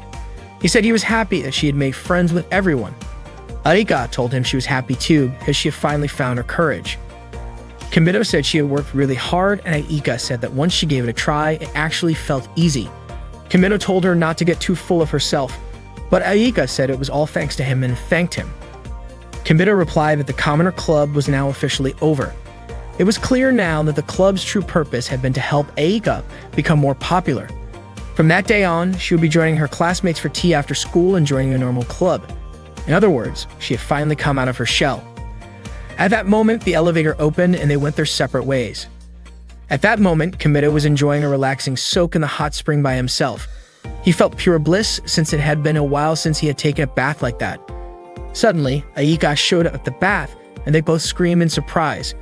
Kimito told her that the girls' bath time was supposed to be yesterday, but Aika said that everyone had agreed to bathe again in the same place. Not long after, Aika's friends arrived and apologized for making her wait so long. While that was happening, Kimito dove underwater and hid behind Aika's legs. Aika's friends invited her to get into the water already. Kimito tried to hold his breath, but when he could not take it anymore, he came up for air. Right then, Aika made a noise to keep her friends from getting suspicious. One of them asked if something was wrong, and Aika pretended she was just enjoying the hot bath. Kimito dove underwater again. He could feel the warm towel covering Aika's backside. Even though the towel was small, the sensation made him a little too excited. The softness of her thighs felt like pudding. Aika's friends pointed out that her face was turning red. Aika almost blurted out that Kimito was there, but Kimito quickly covered her mouth with his hand. He started to panic, knowing that if he slipped up even a little, Aika would probably tell them everything. One of the girls grew suspicious, wondering why Aika's hand suddenly looked bigger and was coming from such a weird angle, but they brushed it off, thinking maybe it had just imagined it. One of them asked what was going on with Kimito since Aika had mentioned his name earlier. Aika replied that it was nothing. Her friends assumed that she and Kimito were pretty close already, and they admitted feeling a little jealous. They were curious about what kind of relationship the two of them had. But Aika said that there was nothing going on between her and Kimito, and from now on, maybe things would not be the same as before. She looked a bit down, which made her friends ask what was really going on. Aika said she was fine, even though she clearly did not look it. Meanwhile, Kimito was struggling to hold his breath any longer. He knew he had to do something. Out of desperation, he suddenly reached up and grabbed one of Aika's friends. The girl assumed Aika had done it and told her that her joke had gone way too far. Aika apologized. She knew right away that it was Kimito's doing and elbowed him hard in the head. At that point, Kimito started to lose consciousness. Aika's friends eventually left the bath and walked away. Aika panicked when she realized Kimito had passed out. She quickly pulled him up and was about to give him mouth-to-mouth. She tried to convince herself that it was not really a kiss and that their lips would not actually touch. She went for it, but the first attempt did not work. When she tried again, her friends suddenly returned to the bath and caught her in the middle of it, right as she was giving Kimito mouth-to-mouth. They were shocked, and Aika panicked when she realized they had seen her. Without thinking, she said that Kimito's lips were really soft and felt kind of nice. The next morning, Miyuki woke Kimito up as usual, saying she really wished he would never wake up again. When Kimito opened his eyes, he wondered if he had passed out from spending too much time in the hot spring the day before. Miyuki reminded him that the students were supposed to gather in the lobby at 10 o'clock and that he only had 20 minutes left. She told him to hurry and get ready. Once he finished getting ready, Kimito headed to the lobby. Strangely, the other students were glaring at him with judgmental looks. He walked over to Aika and asked what was going on. Aika said it was nothing, but Kimito was sure something had happened because everyone kept staring at him. Soon after, the students began to leave the lobby. Still confused, Kimito asked Aika again what was going on. Aika finally told him that the other students thought they were dating. Kimito was confused about how they could have gotten that idea. Before he could even figure out what had happened, Karen stormed over, called him a liar, and punched him hard. She said she really hated him. That afternoon, Aika told Reiko, Hakuya, and Karen everything about what really happened between her and Kimito. Reiko asked if that meant Aika and Kimito had not kissed. Aika confirmed that they had not, which made Reiko feel relieved. She said they needed to clear up the misunderstanding as soon as possible, and she was even willing to help. In her opinion, they had to act fast by sending a message to everyone in their class. As soon as Kimito arrived, Hakuya ran up to him and gave him a hug. Aika then asked Reiko to give her a little more time, and Reiko agreed.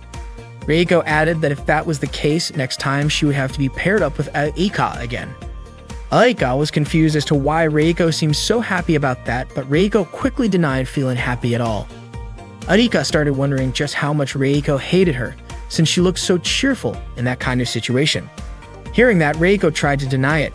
Aika then said that just yesterday, she had thought Reiko might actually be a good person, but now she had to admit she really disliked her.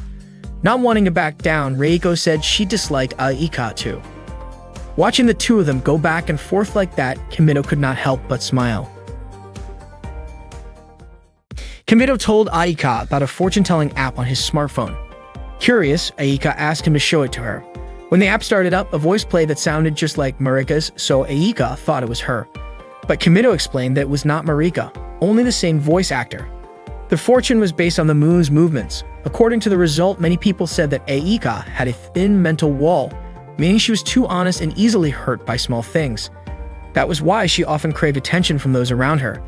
Aika said the reading was spot on. She was surprised that just her birth date could reveal so much, and she praised the fortune-telling methods of commoners for being impressive. Kimito pointed out that the reading also included a lucky color. As soon as she found out, Aika dressed entirely in green to match her lucky color. She even covered her face with green to make sure it had the full effect. She asked if she needed to cover her palms as well. Kimito said that was actually a great idea. He handed her some soybeans and told her to dance while shouting, "Beans, beans," since it was a traditional dance among commoners to celebrate the change of seasons. Aika said that nobles also used beans in their seasonal rituals. Kimito admitted it was not quite the time for a seasonal shift, but he was confident that at least half her luck would come if she did it, so she had to go through with it. Aika asked if she was supposed to use roasted beans, but Kimito insisted that soybeans were important too. He encouraged her to dance with the luck in her hands. Aika began dancing right away, yelling, "Beans, beans." Kimito complimented her and said it was time to finish it with a gets pose. Aika danced again and wrapped it up with that pose just as Reiko, Hakua, and Karen entered the classroom.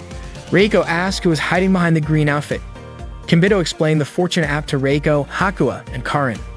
Then it was Reiko's turn to hear her fortune. It said that thanks to her sharp observation and analytical skills, she would do well in management. The reading also revealed that Reiko enjoyed being around others and was the type of person who never gave up on love. Reiko was impressed. It felt incredibly accurate. Aika agreed, saying that commoner fortune-telling was really on point. Next was Hakua. Her fortune said her passion and desires were in balance, and she only needed to improve how she managed the two. It also said she would be well-suited to becoming either a scientist or an artist. Reiko commented that the fortune-telling of commoners was truly amazing, like a glimpse into the future. Kimito added that it was true. Hakua really did fit the image of a scientist at their school. Suddenly, Karen called it all ridiculous and asked what kind of reading the app could possibly give her. She was sure something that silly could never figure her out. Kimito asked if she wanted her fortune read too. Karen brushed it off, saying it would probably be something about martial arts. Maybe something about her becoming a great warrior or someone like Miyamoto Musashi. But Kimito told her that kind of result did not exist. Instead, the app said that Karen was actually very lonely, the type of person who constantly worried about things around her, made lots of careless mistakes, and often messed things up. But her smile made people forgive her quickly. When it came to love, she needed to be a little more patient. Her biggest strength was her natural charm. After hearing it, Karen claimed the app must have gotten it wrong. But Kimito said it was almost entirely true. Karen assumed that because Kimito was the one using the app, it gave her a bad result. She snatched the phone from him and said she would do it herself. While going through the app, Karen suddenly noticed a feature that showed compatibility between people.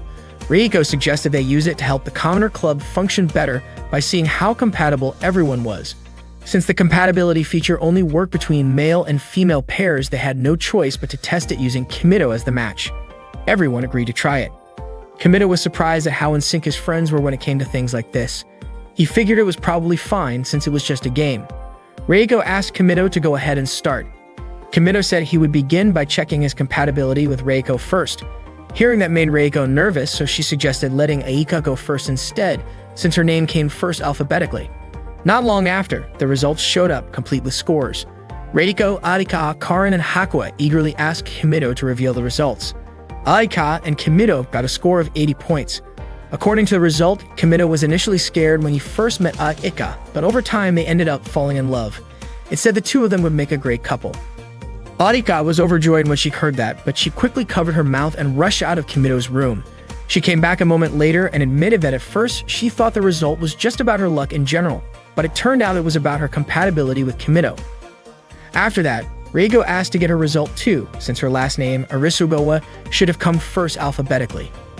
Aika said she hoped Reiko would get a good score, but she also thought it might be tough to beat an 80, especially since that was her own score. Reiko urged Kimito to hurry and show the result. To everyone's surprise, Reiko scored 90 points. The result said that Reiko and Kimito were highly compatible for marriage, and if they ended up together, Reiko would live a happy life after getting married. Reiko was thrilled.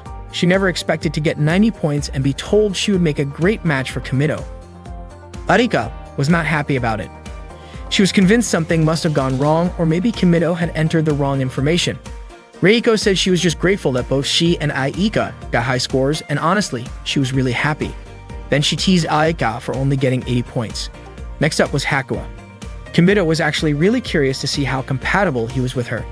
After a short wait, the score appeared. Hakua got 50 points. The result said that the score was neither good nor bad. It also mentioned that Hakua tended to misunderstand things easily, so a relationship with her would take more effort and understanding. The result made things a little awkward between Kimito and his friends. To ease the mood, Kimito reminded them that the compatibility test was just a fortune-telling game, and he invited everyone to have some tea together. Reiko asked Hakuya if she needed her to bring some new snacks, and Aika immediately offered to go get them. Kimido was surprised because he had assumed the result would not affect Hakuya at all. He then asked Karen if she wanted to try the compatibility test too. Karen said it would not be fair if she were the only one who did not do it, but Kimido told her that if she did not want to, she should not feel pressured. Not long after, Karen and Kimido's compatibility score came out 0 points. According to the result, if Karen and Kimido ended up together, Kimido would die. Kimido was shocked, and Karen was so upset that she actually pulled out her katana and pointed it at him. Kimido admitted that the result might be spot on, judging by how Karen was reacting. Karen said she did not care. She thought their compatibility did not need a test to prove it. She already knew it would be terrible. Kimido apologized and realized he had accidentally entered the wrong birth date for Karen. He quickly corrected it and re-entered the information. This time, the score came out as 100 points. The results said that Karen and Kimido were a destined and perfect couple. It claimed they were a pair who could understand each other's mind and body on a deep level. The suggestion from the result was that starting tomorrow, Karen should begin launching an aggressive romantic approach and use all her special skills on Kimido to make him hers. Karen didn't expect that the compatibility result would score 100 points. Kimido told Karen not to think too much about it, as it was just a regular fortune-telling. Aika and Reiko agreed that the fortune was likely inaccurate and that they shouldn't really believe it. Kimido was surprised because just a moment ago, Aika and Reiko had fully believed in the results. Aika quickly grabbed the smartphone and put her data along with Kimido's and searched for their compatibility results since the previous fortune didn't align with what she wanted. Reiko didn't want to be left out, so she did the same. Not long after, Aika showed her fortune with Kimido, which said that they would ideally connect without having to say a word, while Reiko and Kimido's fortune stated that everything depended on Reiko, which Aika thought was very accurate. Reiko also showed her result with Kimido, which indicated that they were the chosen couple destined for a happy marriage. Reiko mentioned that Aika and Kimido's compatibility was due to Aika's slow way of thinking, which stressed Kimido out. They continued to argue about whose fortune was more accurate, and Karen quickly intervened. Karen said Aika and Reiko didn't need to argue, as it was very embarrassing, especially since they were debating about which fortune was the most correct. According to Karen, the true fortune usually came from the moon, with the fortune teller dressed like a sailor. However, Aika and Reiko disagreed, saying that Pantanology Hainwell was the only reliable fortune. At that moment, Kimido and Hakuya could only watch them argue. Hakuya told Kimido that she was hungry and wanted him to make her some potato cakes or hotcakes. Kimido agreed to make them and invited Hakuya to join him in the kitchen to make food together. The next morning, Miyuki woke Kimido up as usual, saying she hoped Kimido would never wake up. Kimido felt trapped in this endless loop every morning. He asked why Miyuki always acted like that, watching and waiting for him to wake up. Miyuki replied with a question, asking if there was a rule that made her have to answer Kimido's question. Kimido said that there wasn't such a rule. Miyuki explained that she was a maid assigned to Kimido, and waking him up was part of her job. She also admitted that she didn't actually want to work for Kimido, but as the head maid, if she couldn't fulfill her duties, it would make her regret it, so she had to keep watching Kimido and wait for him to wake up. Even just watching Kimido became part of her job. Miyuki even threatened Kimido with scissors when he said something she considered sexual harassment. Kimido got scared and asked Miyuki to put the scissors away. He told her that she didn't need to wake him up anymore since he had an alarm on his phone. Miyuki, however, wanted to destroy Kimido's phone, considering it an enemy of her job. She warned that if Kimido kept insisting, she would get serious and even wear roller skates every morning to wake him up with a triple axel. Kimido thought that would look weird, but Miyuki said that if that's what Kimido wanted, she would wake him up the usual way. Miyuki quickly left, telling Kimido to hurry up and change his clothes. After changing, Kimido watched a match between muscular men until Karen approached him. Kimido asked what was going on with Karen, and it turned out that Karen had remembered a suggestion from the fortune that said she should start making aggressive moves and use all her special abilities on Kimido to make him hers. Karen immediately showed Kimido her swordsmanship skills. She told him that her special ability was using a katana and asked if it was impressive. Kimido, frightened, quickly responded that it was indeed impressive. Kimido was puzzled as to why Karen suddenly decided to use her special ability. Karen noticed that Kimido's sleeve was torn and asked how that happened. Kimido explained that it was Karen's doing, and Karen promised to fix it right away. She pulled Kimido into her room because she didn't have any sewing tools. Upon arriving in Karen's room, Kimido commented that it was very simple. According to Karen, those who choose the path of the sword don't need unnecessary decorations, as simplicity and steadfastness are her motto. She asked Kimido to sit down and immediately prepare tea for him. Kimito was surprised to see a picture of a rabbit on the cup, while Karen quickly grabbed her sewing tools. When Karen opened the closet, Kimito was taken aback to find more items with rabbit designs inside. After taking her sewing tools, Karen asked Kimito to turn around. At that moment, Kimito thought Karen was undressed behind him, but she was actually wearing clothes she had bought when they went to the public park. When Kimito turned around, he was struck by how stunning Karen looked in those clothes. He told her that they suited her perfectly, just as he had said before. Karen told him not to misunderstand just because the outfit was simple, but Kimito insisted that it suited her and made her look beautiful. Karen mentioned that she would probably continue wearing it, but not for Kimito. Karen then began sewing the sleeve of Kimito's shirt, and Kimito watched her, which made Karen wonder what he was thinking. Kimito said he was just thinking that Karen could make an ideal wife. Upon hearing this, Karen became nervous and even pulled at the shirt she was sewing. After finishing, Kimito praised Karen's sewing, saying it was so well done it was hard to tell it had been repaired. Karen replied that this was her best skill right after her swordsmanship. Kimito praised her, saying that even his mother couldn't sew as well. Karen asked if that meant Kimito was indirectly inviting her to meet his parents. She also mentioned that Kimito's underwear was torn and that she could sew it too, but Kimito refused, saying that if he took it off, he would be half dead. Karen insisted taking the underwear to fix it, which caused Kimito to fall. She apologized and approached him, commenting that Kimito's arms were slim, though different from a woman's, and that it didn't mean anything special. She was curious how Kimito could be stronger than her. Karen said, wasn't his palm rough from always holding a sword? She sometimes worried if what she was doing was right, especially lately, when she wondered if women should be too strong. Kimito responded that the roughness of Karen's hands and the strength of her muscles were proof of her hard work. Everyone knew what she had done, and it could be said it was beautiful. Hearing this, Karen felt touched. Suddenly, Reiko, Aika, and Hakuya entered Kimito's room, but there was no one there, even though Aika had heard from her friends that Kimito had gone to Karen's room. At that moment, Karen suggested that Kimito hide in the closet. Kimito wondered why they needed to hide from everyone else. As they squeezed into the closet, their bodies were pressed against each other. Kimito leaned against Karen's chest because the space was too cramped. Before long, the closet door opened. Aika and the others were shocked to see this, and Aika wondered if Kimito was doing something in the closet. Accidentally, Aika saw a wrestling video on Kimito's smartphone. Kimito explained that it was just a prediction. Aika wondered if Kimito had to do what the prediction said, and Kimito quickly decided to try it out. Hakuya remembered the result of the fortune-telling that said her compatibility with Kimito was 50, which wasn't particularly good or bad. Since Hakuya was the type of person who could easily misunderstand things, it required extra effort for them to truly understand each other. Sakimori came over and asked why Hakuya hadn't eaten her food yet. She wondered if perhaps Hakuya didn't like the meal. To her surprise, Hakuya had shaped the food into Kimito's face. Sakimori then talked about Hakuya with her maid friends. Sakimori suspected that Kimito understood Hakuya better, and they thought Hakuya might be starting to mature. They decided to invite Kimito to the lab to let him in on everything about Hakuya, and they agreed to keep it a secret from her. While they were gathering in Kimito's room, Aika asked what a maid cafe was. Kimito explained that a maid cafe was a cafe where the maids were the workers. Aika then asked if commoners didn't have maids, since she had often heard about it in Kimito's manga. Some of the stories even had strange things like robot waiters and former terrorists who liked to shoot and had slimy tentacles coming out of their bodies. Karen called it perverted, but Kimito explained that the maids in those novels and mangas were just the creators' fantasies. In the real world, commoners didn't have such maids. He explained that the maids working in a maid cafe weren't like the maids who worked at the school. They were maids working for specific purposes. For commoners, maids were figures who were idolized, as they were considered out of reach and even treated like idols or special beings. Reiko asked if Kimito felt the same way. Kimito said that since coming to Seikain and seeing so many maids working so diligently every morning, he couldn't help but feel moved. Reiko then asked if Kimito liked maids, and Kimito didn't deny it. If that was the case, Reiko wanted them all to learn about the maids of commoners at a maid cafe. They all agreed, and Reiko said she would make a reservation. Later, Reiko, Aika, Karen, and Hakuya wore maid outfits to welcome Kimito. Reiko greeted Kimito and said she never expected to be a maid serving him.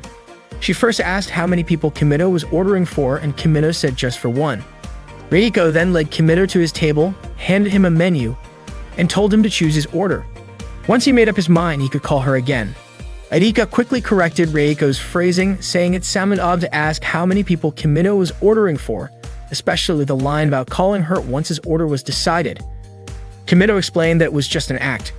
Reiko suggested that maybe Aika had her own way of thinking, so they didn't have to hesitate about asking Aika to leave. Aika was annoyed by this comment and asked if Karen and Hakua thought it was strange too. Karen admitted she hadn't really thought about it that much. Aika then got irritated that Kimito was just staring blankly and not saying anything further. Kimito explained the difference between the maids they knew and the maids commoners considered. For example, when Kimito ordered juice, the maid would bring it with love and care. Reiko didn't quite understand what Kimito meant, and Aika asked Kimito to demonstrate. Reiko also pleaded with Kimito to show them, and Aika insisted that if Kimito didn't demonstrate, she wouldn't understand.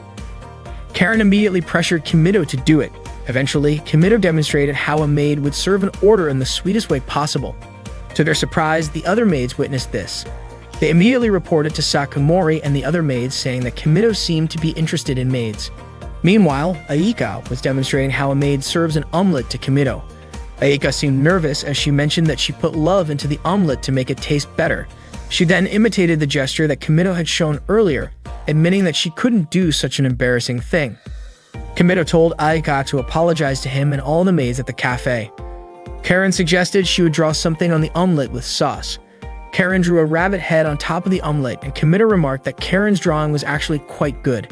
Meanwhile, Hakua, who was named, started writing formulas on the wall. Aika quickly approached and put Hakua's clothes back on. Suddenly, Karen's rabbit head drawing looked a bit creepy because there was too much sauce poured on it. At that point, Kimito asked Hakua to play a game. Hakua then played rock, paper, scissors with Kimito. In the first round, Hakua lost and then she tried again, only to lose once more. Hakua was about to play again when Kimito told her there was no rule that the maid had to win. Reiko told Hakua that there were more fun games to play. She then asked Kimito what the next game would be. Kimito suggested they could either sing or dance. Reiko, who loved singing, asked Kimito if she could sing for him. Aika got upset and wondered why Kimito would say something like that, but Kimito didn't understand what Aika meant. Reiko was about to perform her best song, but Aika quickly stopped her. However, Reiko insisted on singing Ave Maria. To everyone's surprise, Reiko's voice was not only off-key but also terribly loud, to the point that it shook the entire room. Kimito quickly saved Hakua, who almost got hit by the chandelier.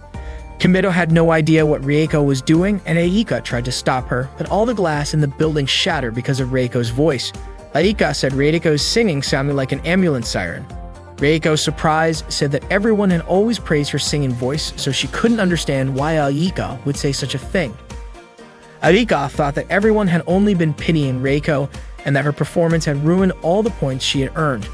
Reiko then asked Kimito for his opinion on her singing, but before he could answer, a pair of underwear landed on Kimito's head. At that moment, Hakua was still writing formulas on the table. Karen suggested they all continue their argument, and she was willing to take care of Hakua. However, seeing Karen grin like that at Hakua, Kimito wouldn't let her touch Hakua. Just then, Sakamori entered and saw the chaos. The maids began cleaning the place up. Sakamori told Reiko, Aika, and Karen to change clothes and return to their rooms as their maid uniforms would be cleaned by the other maids. Kimito remarked that maids at Seikangen were different because the maids at the cafe didn't clean up, wash clothes, or wake anyone up in the morning. In other words, they only served orders and acted cute without dealing with personal matters. Karen was puzzled and wondered how that could be called being a maid. Reiko asked if Kimito liked commoner maids, and Kimito replied that he didn't hate them. The next day, Sakamori approached Kimito, who was relaxing in the back garden. Kimito thanked Sakamori and said that real maids were truly amazing. Sakamori then asked if Kimito would like to watch the maids work, and Kimito agreed to go along. Sakamori led Kimito to the lab. Kimito commented that the lab was quite large and asked if the maids didn't find it troublesome to clean it. Sakamori said it wasn't difficult at all. She guided Kimito around the lab. First, she showed him Hakua's research area where they saw Hakua working hard on programming. After a while, Hakua began taking off her clothes while writing formulas. Soon, a group of maids arrived. They were Hakua's employees who would record her notes and tidy things up. Once Hakua finished writing, the maids recorded her notes. Sakamori immediately told the maids that Kimito was there, and they were surprised, quickly putting Hakua's clothes back on. Hakua quickly approached Kimito and Sakamori. Kimito praised Hakua for being so capable and even said that she was pretty cool. Sakamori asked Hakua to take Kimito on a tour. Kimito mentioned that he was actually interested in seeing the maids, and Hakua immediately took his hand. which moved the maids deeply. Sakamori told Kimido not to worry about them. Hakuo led Kimido around and took him to a room called the Sandbox, a place she used when she wanted to change her atmosphere. Kimido complimented the sandcastle Hakuo had made. Hakuo grabbed a bucket and a shovel, inviting Kimido to play together. Hakuo then sat on Kimido's lap, which once again made the maids emotional. Sakamori mentioned that the maids were on their break since they also needed rest. She told Kimido not to pay them any mind. At that moment, Hakuo wanted to build a sand house and asked Kimido to help. She compared her small hands to his much bigger ones. Hakuo stretched out her fingers and Kimido teased her, saying it wouldn't make her hands grow bigger. Hakuo blushed and gently hit his hand, which made the maids feel moved again. Sakamori reminded Kimido not to mind the maids. Once the sand house was finished, Sakamori reminded Hakuo it was time for lunch. Kimido asked if Hakuo wanted to eat, and she nodded. Sakamori told him there was a staff canteen and invited him to eat there, mentioning that serving Hakuo's friend was also part of the maid's duties. Hakuo took Kimido's hand, and they walked toward the staff canteen, with the maids following behind them. It turned out that it was also the maids' lunchtime, and they asked Kimido not to pay them any mind. When they arrived at the canteen, they were surprised to find that they had run out of plates, so Kimido had to share a plate with Hakuo. Their meal was an omelette with their names written on top along with a heart-shaped drawing. Sakamori explained that the maids always drew hearts on the food. Kimido felt a little awkward seeing his name paired with Hakuo's. He asked Sakamori for a smaller plate, but she said they had run out of those too. Kimido pointed out that he saw a stack of plates, but one of the maids had dropped them all. Sakamori apologized, saying the plates had all fallen. Kimido remarked that it seemed intentional, but Sakamori explained that the maids in the lab had a lot of mental pressure, which sometimes caused their stress to overflow. She then invited Kimido and Hakuo to continue eating together. Kimido started feeding Hakuo, which deeply moved the maids. They were happy to see how close Kimido and Hakuo were. When Kimido noticed that the maids were watching them, they once again asked him not to mind them. There was only one spoon on the table, so Kimido asked for another, but Sakamori said they were out of spoons as well. She then joked that they might as well continue their indirect kiss by sharing a spoon. Kimido was puzzled by her words, and Sakamori explained that miracles could change fate, which is why it was called a miracle. Kimido reached for a spoon from the rack, but a maid standing nearby accidentally knocked all the spoons over. Sakamori apologized, explaining that the maid had become fearful whenever she saw silverware. Kimido wondered if she should see a doctor. Hakuo fed Kimido some food, and Kimido eagerly accepted, saying it tasted really good. One of the maids almost fainted from the closeness between Kimido and Hakuo. Soon after, Sakamori brought them a drink. To their surprise, it was just one glass with 2 straws in the shape of hearts. Sakamori explained that it was the only kind of straw they had. Kimido was puzzled as he saw a pile of straws there, but Sakamori explained that all of them were defective because their tips were closed. Kimido agreed that sometimes there are straws like that, but he didn't think all of them could be that way. Sakamori then invited Kimido to enjoy his drink. Kimido was certain that things wouldn't end until he had finished it. As Kimido drank while facing Hakuo, the maids became excited. Sakamori remarked that seeing Hakuo and Kimido together made it seem like they were dating. Kimido suddenly realized that, until now, he had only seen the top of Hakuo's head because she always sat on his lap. He had never noticed that Hakuo actually had a beautiful face. Just then, Miyuki arrived, surprising the maids. Kimido was curious if Miyuki, as the head maid, was really that impressive. Miyuki told Sakamori that the official verification request from the company had arrived, but since there was no response from the lab, it had been sent directly to her.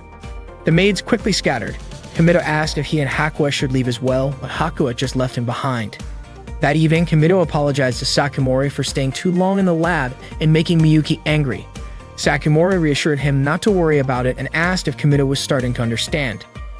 Kimido admitted that honestly he didn't fully understand the maid's work, but he was happy to have seen a side of Hakuo that he had never known. Hearing this, Sakamori was pleased and suggested that Kimido visit the lab again next time. That night, Sakamori and the maids celebrated together because their plan had been a huge success. The maids were probably still surprised by Miyuki's sudden appearance. One of the maids asked if anyone knew why Miyuki had chosen Kimido to be the counter sample. Some knew there had been other candidates, but Miyuki had picked Kimido. Perhaps Miyuki felt something special or something like that. Sakamori explained that Kimido actually had a good reputation. The maids agreed to thank Miyuki for choosing Kimido, and from then on, they would make everything even more dramatic.